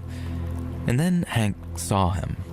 A guy with spiky, iced blonde bleach hair, wearing a Korn t-shirt, these sort of punk jeans, and weighing probably at least 250 pounds. "It's him," Hank said. I knew it. Now his face had gone almost white. What? Who the hell was this nerdy-looking guy, and why was my jacked boyfriend acting like the devil himself was on his tail? Hank said that he had to tell me something important. He grabbed me and gently pulled me into the alley between 2 of the carnival game tents, and he held my shoulders and looked me in the eyes. His expression was grave, to say the least, and I swear to God it looked like he was about to confess a series of murders. And instead, he said something I could have never predicted. I'm a professional Warhammer 40K player, he said. Like, at a national tournament level. He stared at me like he expected me to spit in his face or slap him or something. And then I was like, oh, my younger brother would love to talk to you about that. He plays the other one, the fantasy one. I help him paint them sometimes. So wait, what's the panic here exactly? Hank looked equal parts relieved and terrified. Later, he'd admitted to me that he was worried that I'd think that he was a loser and a dweeb if I knew how into Warhammer 40k he was. And okay, yeah, he is really into it. Even when he told me that night, I didn't quite understand the extent of his involvement. All those weekends when he'd said that he was off on some hunting trips or had tournaments or training, most of it was Warhammer tournaments. And so he wasn't lying, but the guy was an almost pro-level college football player. I didn't know that he even had the time to play tabletop strategy games. But I found it kind of hot, honestly, and it later made it easier for me to admit to him that I collect American Girl dolls from time to time. We all have weird hobbies, right? But none of this is scary. My boyfriend is a national Warhammer 40k tournament champion isn't the horror twist that I brought to you today. The horror twist was that when he told me that the guy that he'd kept seeing was the guy that he'd beaten in the finals he won over the summer. Finals that took place halfway across the country. An opponent who lived even further away than that. A guy who'd been sending him messages online ever since, acting like a salty little man baby saying that he cheated and his army was OP and he only won because he was attractive. Is that even a thing in Warhammer? And that one day he'd find him in real life and show him what real combat was. Now, I maybe didn't take this quite as seriously as I should have because I'd seen the guy and I knew my boyfriend. And if it came to it, I was pretty sure that my boyfriend could one-punch this fool into oblivion. And so I proposed an idea. Let's make him even more mad, I thought. Hank was hesitant about this because he's a soft baby sweetheart, and I asked him if he was 100% sure that this guy was the Warhammer opponent, and he said yes. Now I led him by the hand out into the carnival alley and saw the guy. He was glowering at our friends standing by the shooting range, and I walked over with Hank and said, loud enough to be heard, "I can't believe you were worried that I'd think that you were a loser for playing Warhammer. Like this chump, for example, looks like he plays. I bet you could take him down in round 1. And then I flashed the Warhammer loser this big grin, and he knew that I knew. It was obvious. His face flushed red, and he pointed at Hank and started screaming about how he'd promised this day would come and reckoning was upon him. I then sarcastically said, "Blood for the god," which I thought was a Warhammer catchphrase, and Hank just gently whispered, "It's blood for the blood god, babe." And I just blushed in embarrassment. And that's when that Warhammer loser, angry, spitting with rage, said that if we liked blood so much, then maybe we should experience some blood of our own. He whirls around, grabbed one of the guns from the shooting gallery, aimed it at Hank, and pulled the trigger. Now, the gun made its usual laser bleep-bloop noise, and I saw the mistake dawn on this Warhammer loser's face as he made it. These were not BB guns or air rifles. They were laser target guns, completely light-based, and he just tried to shoot my boyfriend Hank in full view of an entire group of people, including at least 3 cops with what he believed to be a deadly weapon, but was actually a toy gun. That's still a crime, buddy. Now, we were standing by one of those stalls where you grab a baseball and throw it to knock cans down. Now, I didn't hesitate. I grabbed one of the balls and threw it as hard as I could at that Warhammer loser, and it smashed him square in the face. And within seconds, this Warhammer guy was tackled by a local sheriff's deputy who happened to be the brother of one of Hank's best buddies. And so then, to cut a long story short, this is how things turned out. Warhammer loser, real name Elias, had a history of unhinged posting on certain internet forums, obsessing over how his opponent, Hank, had cheated and was going to get even with him. He'd eventually been banned from all but the most fringe communities for toxic behavior. And so basically he traveled across the country after finding out where Hank went to college and took a gamble that he'd find him at the local state fair since it was a popular college kid hangout. From what we could gather, he'd been there on the lookout the entire day. This meant that when he grabbed that toy laser gun, there was clear intent to harm, and had the weapon he'd chosen been an actual weapon, it could easily be legally determined that he would have used it. And this meant that he'd be facing a pretty serious charge simply for pointing a toy laser gun at someone and trying to shoot them.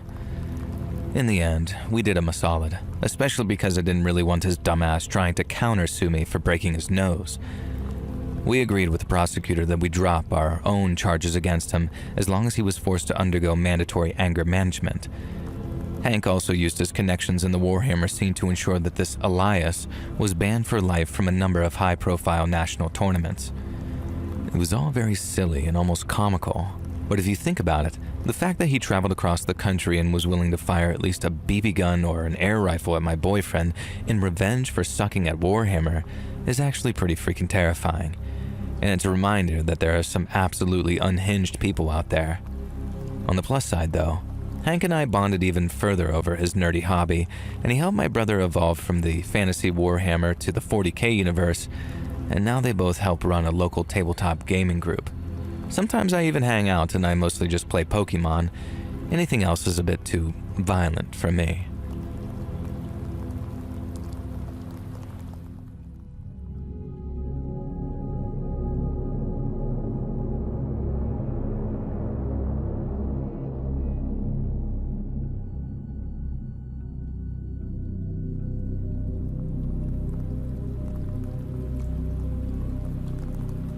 Way back in the day, when I was still in my early 20s, I used to rent a bedsit in Croydon. Now, for you Americans listening, Croydon is a part of South London, and a bedsit is what we call a studio apartment. Now, basically just a bed, a kitchenette, and an attached bathroom, all in one room. Now, I found it after my mom kicked me out. Now, long story, we have a better relationship now, and I was really grateful to the landlord, a guy called Vic, who basically fast-tracked the whole application process so I could keep a roof over my head. Vic turned out to be a really chilled-out fella. He wasn't the kind of landlord to hold surprise inspections. He always got repairs and maintenance issues sorted as quickly as he could, and he was great about warning other tenants about loud music or late-night get-togethers. And so naturally, I didn't mess about when it came to rent with him. I had it ready, all 400 quid of it, on the first day of every month, and me and Vic always had ourselves a little chat and a catch-up whenever he came over. Now this went on for nearly 5 years, and although it wasn't strictly the nicest place to live, West Croydon can be a bit rough, I was very happy there. I was able to patch things up with my mom, I had somewhere to take girls, and I had my freedom. And then one day, on the first of the month, Vic didn't show up to collect the rent. I got a bit worried about him because it was the first time in literally 5 years that he hadn't showed up to collect. At least the first time where he hadn't warned me in advance that collection would be late. Now, I wasn't exactly desperate to part with my rent money, I mean, who really is? But I liked Vic and I was a bit worried about him, so I tried giving him a call. Now, his phone was busy the first time I tried and then busy the second time too. And then when I tried about an hour later, I got one of those automated, "this person's phone is switched off" messages. The only thing I could think of at the time was that he'd been taken ill, seriously ill too by the looks of things, and that I'd have to just be patient and wait for him to show up and collect the rent. A few days later, I got a knock on my door from a guy claiming to be Vic's nephew, who's there to collect the rent. Now right away, I'm very suspicious. I've never seen this guy before in my life, and I still can't get Vic on the phone to confirm whether or not this was his nephew. Now I ended up telling the lad in the nicest way possible to just F off and not come back till he had proof that he was Vic's nephew. I was definitely in the mentality of this has to be a scam of some variety, but the guy claiming to be the nephew actually seemed to respect my position. And that had me questioning myself a bit, but I still thought that it was best to only hand cash over to Vic. And so I waited and waited, but Vic still didn't show up and he still didn't return any of my calls. It wasn't until the first of the next month that I started to get worried again. I told myself Vic would be around with an explanation and to collect the 2 months worth of rent that I owed him, but as you can probably guess, he didn't show up and he didn't call. And I expected another knock from his nephew, but that didn't come either. Now a whole third month rolled around and I still hadn't paid anyone any rent. And then you guessed it, there was no sign of Vic or his nephew, who I now believe was legitimately his nephew. And then a few days later, I got a knock on the door. I'm expecting it to be Vic or his quote-unquote nephew, but it was neither. It was a woman from the council and she'd come to serve me an eviction notice.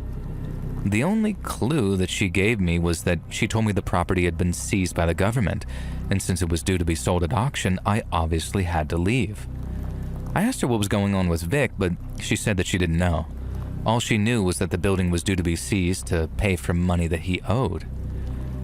At the time, I assumed Vic had been fiddling with his taxes or something. I paid him all the rent in cash, and so I'd assumed that he wasn't reporting all of his income, probably. And then when I got word about the seizure, I thought his luck had finally run out.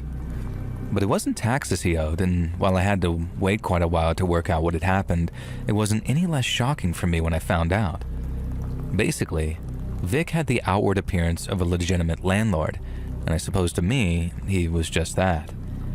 But as it turns out, Vic had another tenant of sorts, one he didn't tell another living soul about outside of his immediate family. This tenant didn't pay any rent, but technically he didn't make any money either because Vic was using the guy for slave labor. Now, to cut a long story short, a young man had arrived in the UK illegally from Vietnam about 10 years prior. He heard about the flats that Vic was renting, but didn't have any money or papers to be able to move in, and while most landlords wouldn't be interested in entertaining someone like that and might point them in the direction of a homeless shelter, Vic did the opposite, but for reasons that were anything but charitable. As it happens, Vic wanted to get into growing weed in the basement of his house. It turns out a friend of his was involved in the drug trade and told him what a perfect spot his basement would be for growing some ganja. Now, his wife and grown-up son were fine with it, as it meant having loads of extra cash coming in. The only trouble was, none of them knew how to grow it. And so when he asked the Vietnamese fellow what skills he had, and the Viet guy said that he'd worked on a vegetable farm or something back home, Vic saw an opportunity. He enlisted the Vietnamese guy's help in converting his basement into what was basically a one-bedroom flat, with one portion of it dedicated to a living space and the other converted into a small-scale weed farm. Now, the Viet guy stayed in Vic's basement the whole time, and then once all the growing supplies were there, he was offered a job. Or rather, a job that very quickly turned out to be no job at all. The Vietnam guy was told that if he stayed in the basement and grew weed for Vic, he'd be able to stay in the country. Vic would keep him safe and secret down there and would pay for all of his meals, etc. without charging any rent. He was free to explore the back garden so long as it was at night, but he obviously couldn't freely go walking about because the police would arrest him and send him back to Vietnam. Or at least, that's what the Vietnamese guy was told. Vic made out like he was doing the guy a favor, and that he'd sort him out with false documents and all that once he'd grown a few grand's worth of puff for him. But then once he'd sold his first crop and realized how much money he could make, he started lying to the Vietnamese guy and basically saying that he couldn't leave. Vic said the immigration people had been sniffing around. They hadn't, and that it wasn't safe for him to come out. He also said the Vietnamese guy owed him money for rent and food and energy bills and all of that, so he couldn't leave till he paid them off. It got to the point Vic would start locking the door to the basement and putting a bookcase in the way so nobody could see it.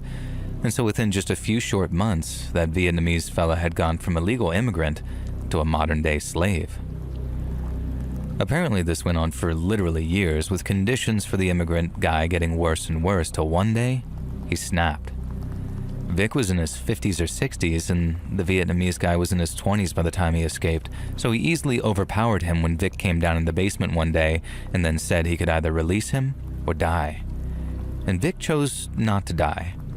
The article I read online said the Vietnamese lad ended up getting picked up by the police for stealing a sandwich from Greg's. And then after he told his story, the police went to check if what he said was true, and that's when they found Vic's little grow operation. He hadn't even bothered to dismantle it, having most likely assumed that the Viet guy was too scared to talk to the police. But he was dead wrong about that, wasn't he? Because this Vietnamese lad was so pissed off that he'd been lied to and mistreated for so long that he sang like a canary once they got him down at the station. I suppose he was looking for revenge for what Vic did to him, and you can bet your arse he got it. Not only did Vic, his wife, and his son go to prison for a mix of drugs and modern slavery offenses, but the Vietnamese guy ended up getting tens of thousands of pounds in compensation, a lot of it generated from the sale of Vic's rental properties. Now, I'm not sure what happened to him after that, if he stayed in the UK or went home with his payout, because I imagine he could live like a king back in Vietnam with the exchange rate being what it is. Either way, I wish him all the best, but for me, the scariest thing is how Vic came across as this nice, laid-back fella, when in reality, he was probably the only person I ever met that I can comfortably describe as evil.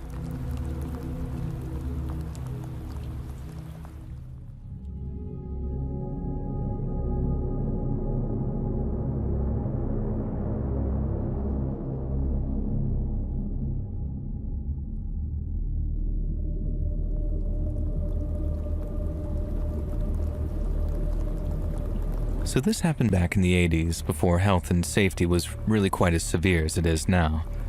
We were just a group of thrill-seeking kids heading to the county fair and excited to ride the most dangerous, unstable, poorly built rides we could find. The more rickety and unsafe it felt, the more we loved it. Weren't a lot of us like that as kids? That was the thrill of the fair, really, wasn't it?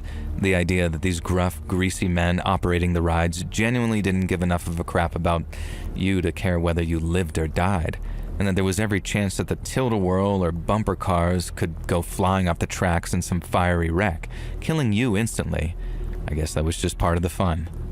Or maybe we were just idiots. We were at a theme park one day, and it had a reputation for being a bit unsafe, and it was in our local area, so of course we hung out there a lot.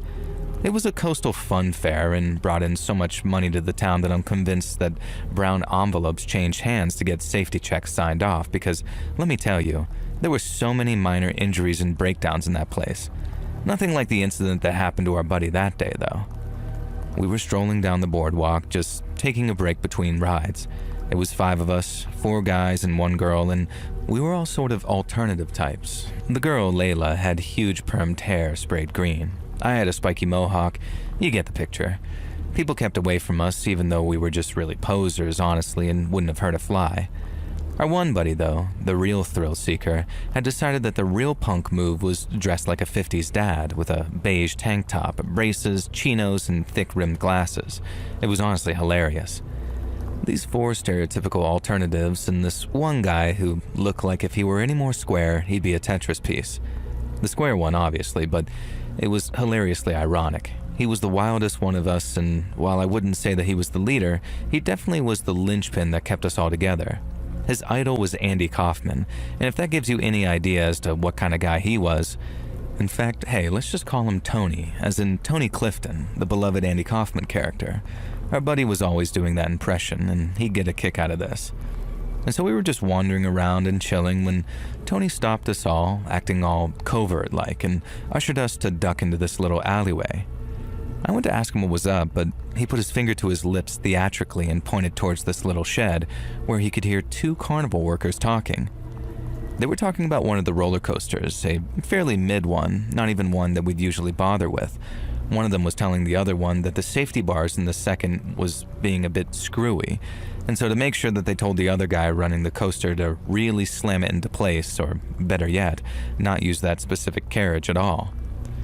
Now Tony looked at the rest of us and just whispered, "We're doing this," and then took off into a sprint, running toward the coaster. We jogged behind him, completely aware of what he had planned without him even having to explain it to us. He was going to ride the coaster without the safety bar down, and figured that if he could get there before the employee could warn the current guy on shift, he'd be able to make sure that the bar didn't lock. It had been one of his weird life dreams to ride a roller coaster bareback, as he put it. We got to the coaster, which didn't even have a line because it wasn't that popular, and the rest of us were like, "No way, man, we're not stupid.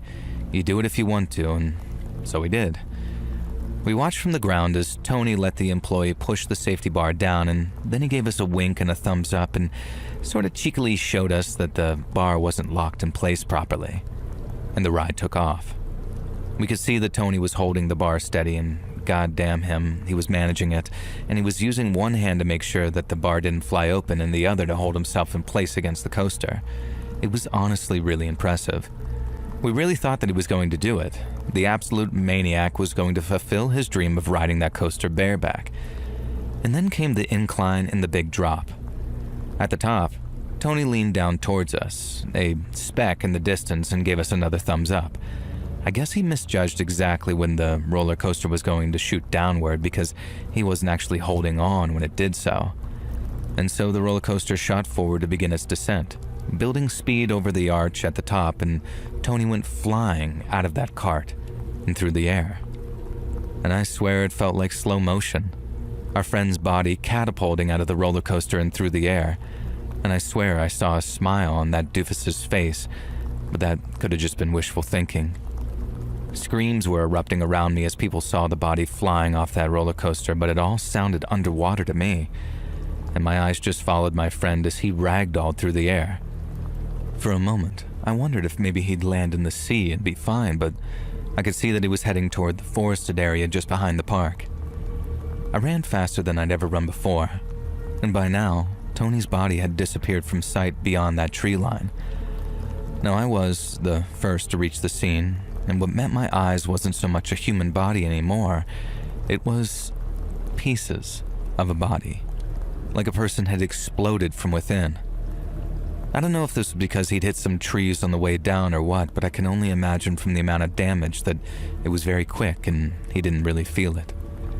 I felt it though, deep in my heart and soul, and I've been feeling it ever since. I see that scene in my dreams at least once a month, and yet I somehow know that our goofy, ridiculous friend Tony would absolutely get a kick out of dying by being catapulted off of a roller coaster. Just maybe not 21 years of age. I think he would have liked to live a bit longer than that, honestly. Unsurprisingly, this death was a bit of a step too far for that theme park, and it was forced to close down. It eventually reopened a few years later under new ownership. Tony's family tried suing the park, but it turns out that the workers who had been talking about the damaged ride had overheard Tony's declarations about riding it. And eventually, under oath, a couple of the group had to admit that Tony knew the ride was faulty, but that he'd intentionally ridden it unsafely. Now, I really don't think that Tony would have wanted that park to get in trouble for his own actions. His family did still get a payout, and the owners dealt with some hefty fines, but I think the alternative would have left them liable for manslaughter, and I know Tony wouldn't have wanted that. He died doing what he loved, riding a roller coaster in the most dangerous way possible, and while I miss him every day, I can't help but hope that he's up there somewhere, laughing his ass off with Andy Kaufman at his own stupidity.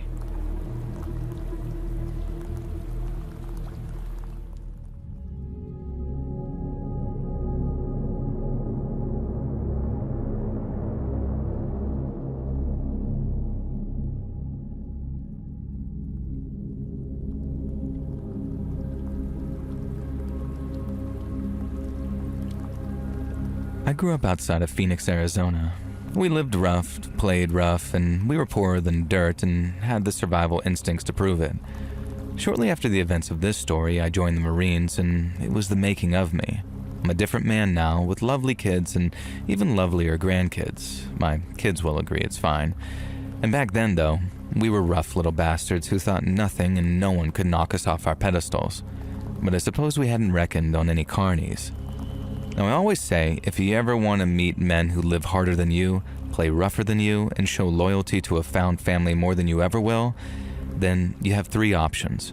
Join the military, ride with a biker gang, or become a carny. Traveling carnival folk are like nothing else. They will literally kill for each other, and while their code of morals might differ from yours or mine, I respect and understand that. I most certainly did not when the Stanfolk family carnival pitched up in the Poddington's field just outside of our crap-hole little town. We saw the carnival as an excuse to go cause a bit of trouble, maybe pick a pocket or steal a purse or two, show what double-hard bastards we were on some of the rides to impress the chicks. And most importantly, we were absolutely determined to disprove the myth that carnival games were impossible to win. They were rigged, sure, but we were better. We'd clear them out, or so help them God, we'd make sure that they never conned another small town again. Now, this was all before we even went to the carnival, mind you, so we definitely didn't just roll up there that night in my buddy's pickup with the best of attitudes. It was me, two of my male buddies, and then my girlfriend and her friend, who my buddy Pete, the one who owned the truck, was trying to hook up with. Now, don't think that she was too interested, but that didn't stop him from trying. We tried a couple of rides, but mostly we were determined to look good to the girls and win some carny game prizes, so we got hopped up on churros and soda and headed to the games area. Now, the way it worked there was that there was a prize booth where you could exchange tickets for prizes. Each carnival game let you win tickets, and there were big signs saying win 20 tickets here and get 50 tickets there, so it looked like things were doable. Me and my girlfriend wandered over to the prizes tent first, and she set her eyes on this big, fat, plush octopus. She was absolutely in love with the damn thing. This big, green, chubby dude. Big as a St. Bernard, I can remember it perfectly, and it was only 100 tickets. Holy crap, I thought. That was like 2 or 3 major wins on the carnival games. Now first, I headed to the shooting range, where you had to shoot some moving metal ducks with these BB guns, and each downed duck was worth 1 ticket, and if you got 10, then you got a 10-ticket bonus. Firstly, I'm a good shot. I grew up dirt poor and with nothing to do, so shooting cans with an air rifle was an actual genuine pastime of mine. I spent $3 to get 30 shots, which was a decent amount of money back in the 70s, and I managed to down 10 total ducks. I was pretty furious because I had missed the first 4 or 5 shots due to the gun being incorrectly calibrated, a well-known carnival game trick. Now I knew this, and it still took me a while to adjust, and eventually, over the next 25 shots, I downed 10 ducks. The game attendant handed me 10 tickets with a wide-eyed look, like I'd somehow broken their all-time record. And then I say, "Hey buddy, I got 10 ducks though, aren't that 20 tickets?" And that's when he pointed out that tiny small print which stated that it had to be 10 ducks in a row and also within an individual clip. So you have to spend $1 and hit every target using the bullets from that dollar. Clearly some absolute BS designed to prevent you from basically ever getting the bonus tickets. Now next was the ring toss, and this was just straight up outright impossible. The rings were too small to fit over the boxes, another famous carny trick. And of course, when you accuse them of that, they drop the ring over the box and show that no, it does fit. Yeah, it fits when you're dropping it from above, you person, but it's pretty much impossible to land a single target. The guy even gave me a free ticket for, in his words, sucking worse than anyone else he's ever seen play the game. I knew that he was trying to bait me into spending more or getting violent, but I wasn't having it. Instead, I gathered the boys together and sent them off to try winning these tickets. I could see my girl looking at me like, why am I with this loser? Or at least I felt that way at the time, and I was damn well gonna get those 100 tickets I needed. I had 11, it would be doable. And here's how it went down. My buddy, who was a star baseball pitcher, managed to get a measly 4 tickets from tossing baseballs at cans. The hook-a-duck was even worse, and we got 1 ticket from that. Throwing darts at playing cards, we did well at that, only to be told afterward that the rules stated that you have to hit them in numerical order for them to count. Sure, it was written there, but put it this way, my vision was strong enough that I passed the military entrance exam flawlessly, and there was no way that I could have read that sign. We tried the basketball game for a while, but it was obvious that the hoops were too small for the balls. Why we decided that we could beat the carnies at their own game, I have no idea. And at this point, we had 20 tickets, a fifth of what I needed for that octopus. Now, it was enough for a prize. We could have gotten a little toy Spider-Man or some doll or used the tickets for free rides. But no, I was determined to get my girl that freaking octopus, and I was about to run out of money. I made one last attempt. I persuaded my friend to take my girl elsewhere, and then went crawling to the prize tent and begged them to let me just buy the octopus from them. I had $20 left in my name for my paycheck, and that was meant to last for almost a month, and I offered them the entire $20. He told me that he'd been my age once, and he knew the value of impressing a chick, but his dad, who ran the carnival, would kick his ass if he sold it to me for $100, let alone $20. He was trying to be nice, I know he was, but I was an arrogant little crap, so what I did was turn, point at the Ferris wheel and yell, "Holy crap, that ride's on fire!" And the prize tent guy instinctively turned, just for a second, and I shoved him over, leaped the counter, grabbed the octopus, and then off I was running. I screamed at my friends to follow me, that we had to get back to the truck. They saw me hooning it down the fairway, waving this giant octopus plushie over my head, and they knew crap was about to go down. And suddenly, I stopped in my tracks. This huge guy holding a chain stood in front of me, and I could see this corporate-looking name tag stuck to his leather jacket that read, Stan Stanfolk. And I guessed he was the owner. He accused me of trying to take off with his octopus, and I said I wouldn't have this if this carnival games weren't rigged and if they had any honor. And this is how I know carnies do have honor. They just see those of us who play their game as entering into a tacit agreement to be screwed, I guess. I've since talked to other carnies about this, including a couple I met in the service, and I feel like I understand where these guys were coming from a lot more now. I didn't at the time, though. Stan Stanfolk was so incensed at me calling a spade that he told me he and his family were going to chain us up behind their bikes and drag us through our podunk little town until we were begging for our lives. And then chaos broke out behind me. My buddies had taken it upon themselves to start smashing up the rig booths until whatever they could get their hands on, garbage cans, benches, baseball bats from one of the games, all sorts of stuff. Stanfolk and the carnies had no idea who to go after first. As he was momentarily distracted, I shoulder charged him and snatched the chain from him, and then I ran to the offending shooting gallery and slammed the chain down into the counter.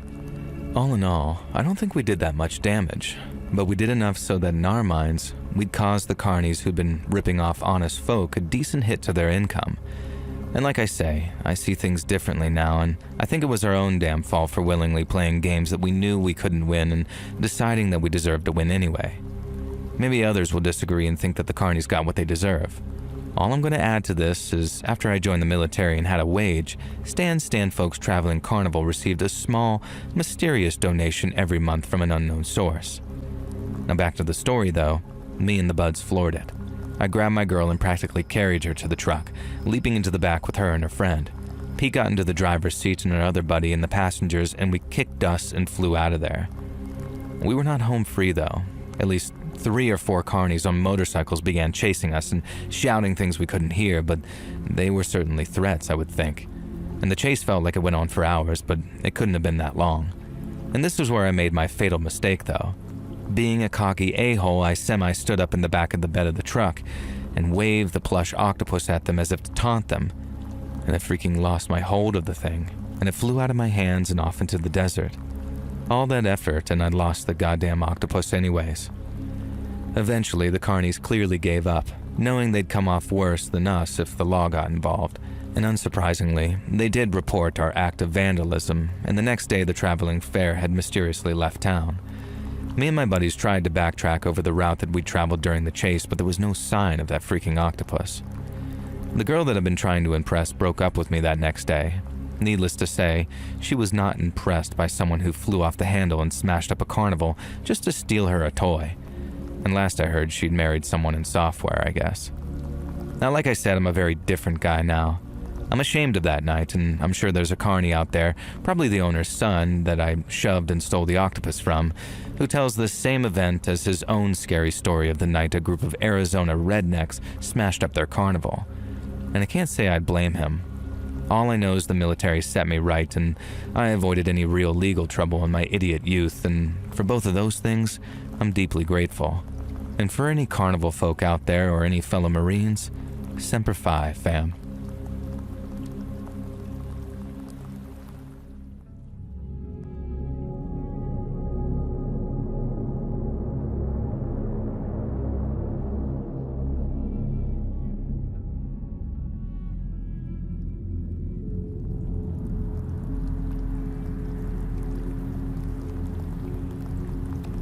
So this happened to my grandma, but she's given me permission to share it with you because I think it's a creepy story people should know. She narrated it to me, so I'm writing her words down, but I wanted to preface this so it makes sense why an 83-year-old woman is sending you a story. I mean, maybe you have a lot of 83-year-old female listeners, but I don't see them in the comments that often, so I assume not. Now anyways, I was a fine young filly in the 1960s. At least that's what the men folk said. So beautiful that I could win prizes, they said. And so I says to them, well, why can't I? Don't we have a state beauty pageant? My folks were against it at first, but as soon as I turned 18, they let me enter. And surprise upon surprise, these men hadn't just been flattering me to get under my petticoats, for which I might add, they would have had my hand in marriage first. I really did have the looks that could win prizes, apparently. I made it to the state finals, and it was an absolute honor, and it was part of the state's grand fair, and this was back in 1967. There were 3 judges, the state governor, the mayor of town in which the finals were being held, and a local businessman who did something with oil. All of these men were perfect gentlemen. I have nothing but nice things to say about how all 3 of these men treated us girls. They made us feel like beauty was something to be proud of, not something tawdry, and honestly, the whole thing was a lot more wholesome and respectful than you hear about in the average beauty pageant. I don't think that I could have seen it through to the state finals if I'd been nothing but a sex object. Now this event is what killed it all for me though, and it was thanks to the most unlikely of sources. There were 5 of us girls, and we were all local winners, so we were all used to the game and all very nice to one another. We were prepping for our first round, which was a catwalk round wearing dresses from a local dressmaker. We were in our drawers when the door burst open and the man stood there. He was a bit on the muscular side, with long hair and I remember a very attractive jawline. He said he was the sheriff's deputy. Us girls, we were all 18, got a bit shy of course and started covering up, and the deputy laughed and told us not to worry. It wasn't anything he hadn't seen before. He had a wife and 2 daughters around our age, and that should have rung alarm bells by itself. Anyway, he said a prowler had been seen in the area, trying to peer in through the dressing room window, which was a tiny little thing 8 feet high, and we'd certainly seen nobody peering in there. And so we uncomfortably put our dresses on while the deputy unashamedly and openly watched us. And over the next 3 months, he was there every time, watching us, undressing us with his eyes while we were forced to actually undress in front of him. And then finally, it's the swimsuit round, and of course, to change for this, we have to get fully naked. Surely the deputy wouldn't be there for that. But he was. One of the more outspoken girls told him that she wasn't comfortable with his presence, and he got a little angry. He whipped out his badge and asked her if she really wanted to risk her place in the competition, or even face obstruction of justice by posing as a problem. Now, of course, none of this really rang true, but we were in a rush for the final round of the competition. And after a quick whisper, what we did was this. One of us changed while the other 4 blocked her from view, and we repeated that 4 times. The deputy was clearly furious about this, but what could he actually do? He had no legal precedent to command us to show him our naked bodies. And so we performed the final stage of the competition. The girl who'd spoken out against the deputy actually won, and I came 3rd, all of which I was thrilled about. And when we went back to change a final time, the deputy was thankfully gone, and we changed back into our regular clothes to mingle with the judges and audience. Now, a couple of us girls met the sheriff and mentioned the deputy being present the whole time, and he got very quiet. We pushed him on what was wrong, and he asked us if we were absolutely sure. Only, it was the deputy's first day, and he hadn't checked in for work. He was due to work security at the pageant, but he had certainly not been authorized to be present in our dressing room, and there had been no reports of a prowler. He asked us to describe the deputy, and we did, and the sheriff went pale and said that didn't sound anything like the new deputy, who was his nephew, a pretty large red-headed guy. Later, they found the deputy. He stumbled in from the wilderness, his ankles and wrists tied together, wearing only a vest and his undergarments. He'd been knocked unconscious, stripped, and had his uniform and firearm stolen. And the firearm was later found discarded in a garbage bin near the hall where the pageant was held. Now, one final twist to the story, and this is the part that I can't be sure about. By 1978, I had a family and a husband, and at this point, a young son. My husband and I were watching an episode of a favorite show of ours when I suddenly pointed at the screen and yelled, "That's him!" My husband asked too, and I said that I was sure as shells were shells that one of the contestants on this game show was the fake deputy from the beauty pageant terror. My husband laughed about this, and so did I. Realistically, what chance was there that a guy who knocked out a sheriff's deputy and then faked being him just to creep on women in the 60s was a contestant on the dating game on the 13th of September 1978? And like I said, I can't be sure. But all I'll say is that when I identified him, all I believed I was looking at was a contestant on the dating game, a contestant they introduced as Rodney Alcala. Now, the more I think about it as time goes on, I do think the creep who perved on me just looked like him, but there's still a chance, a terrifying chance, that the fake deputy we met was the dating game killer.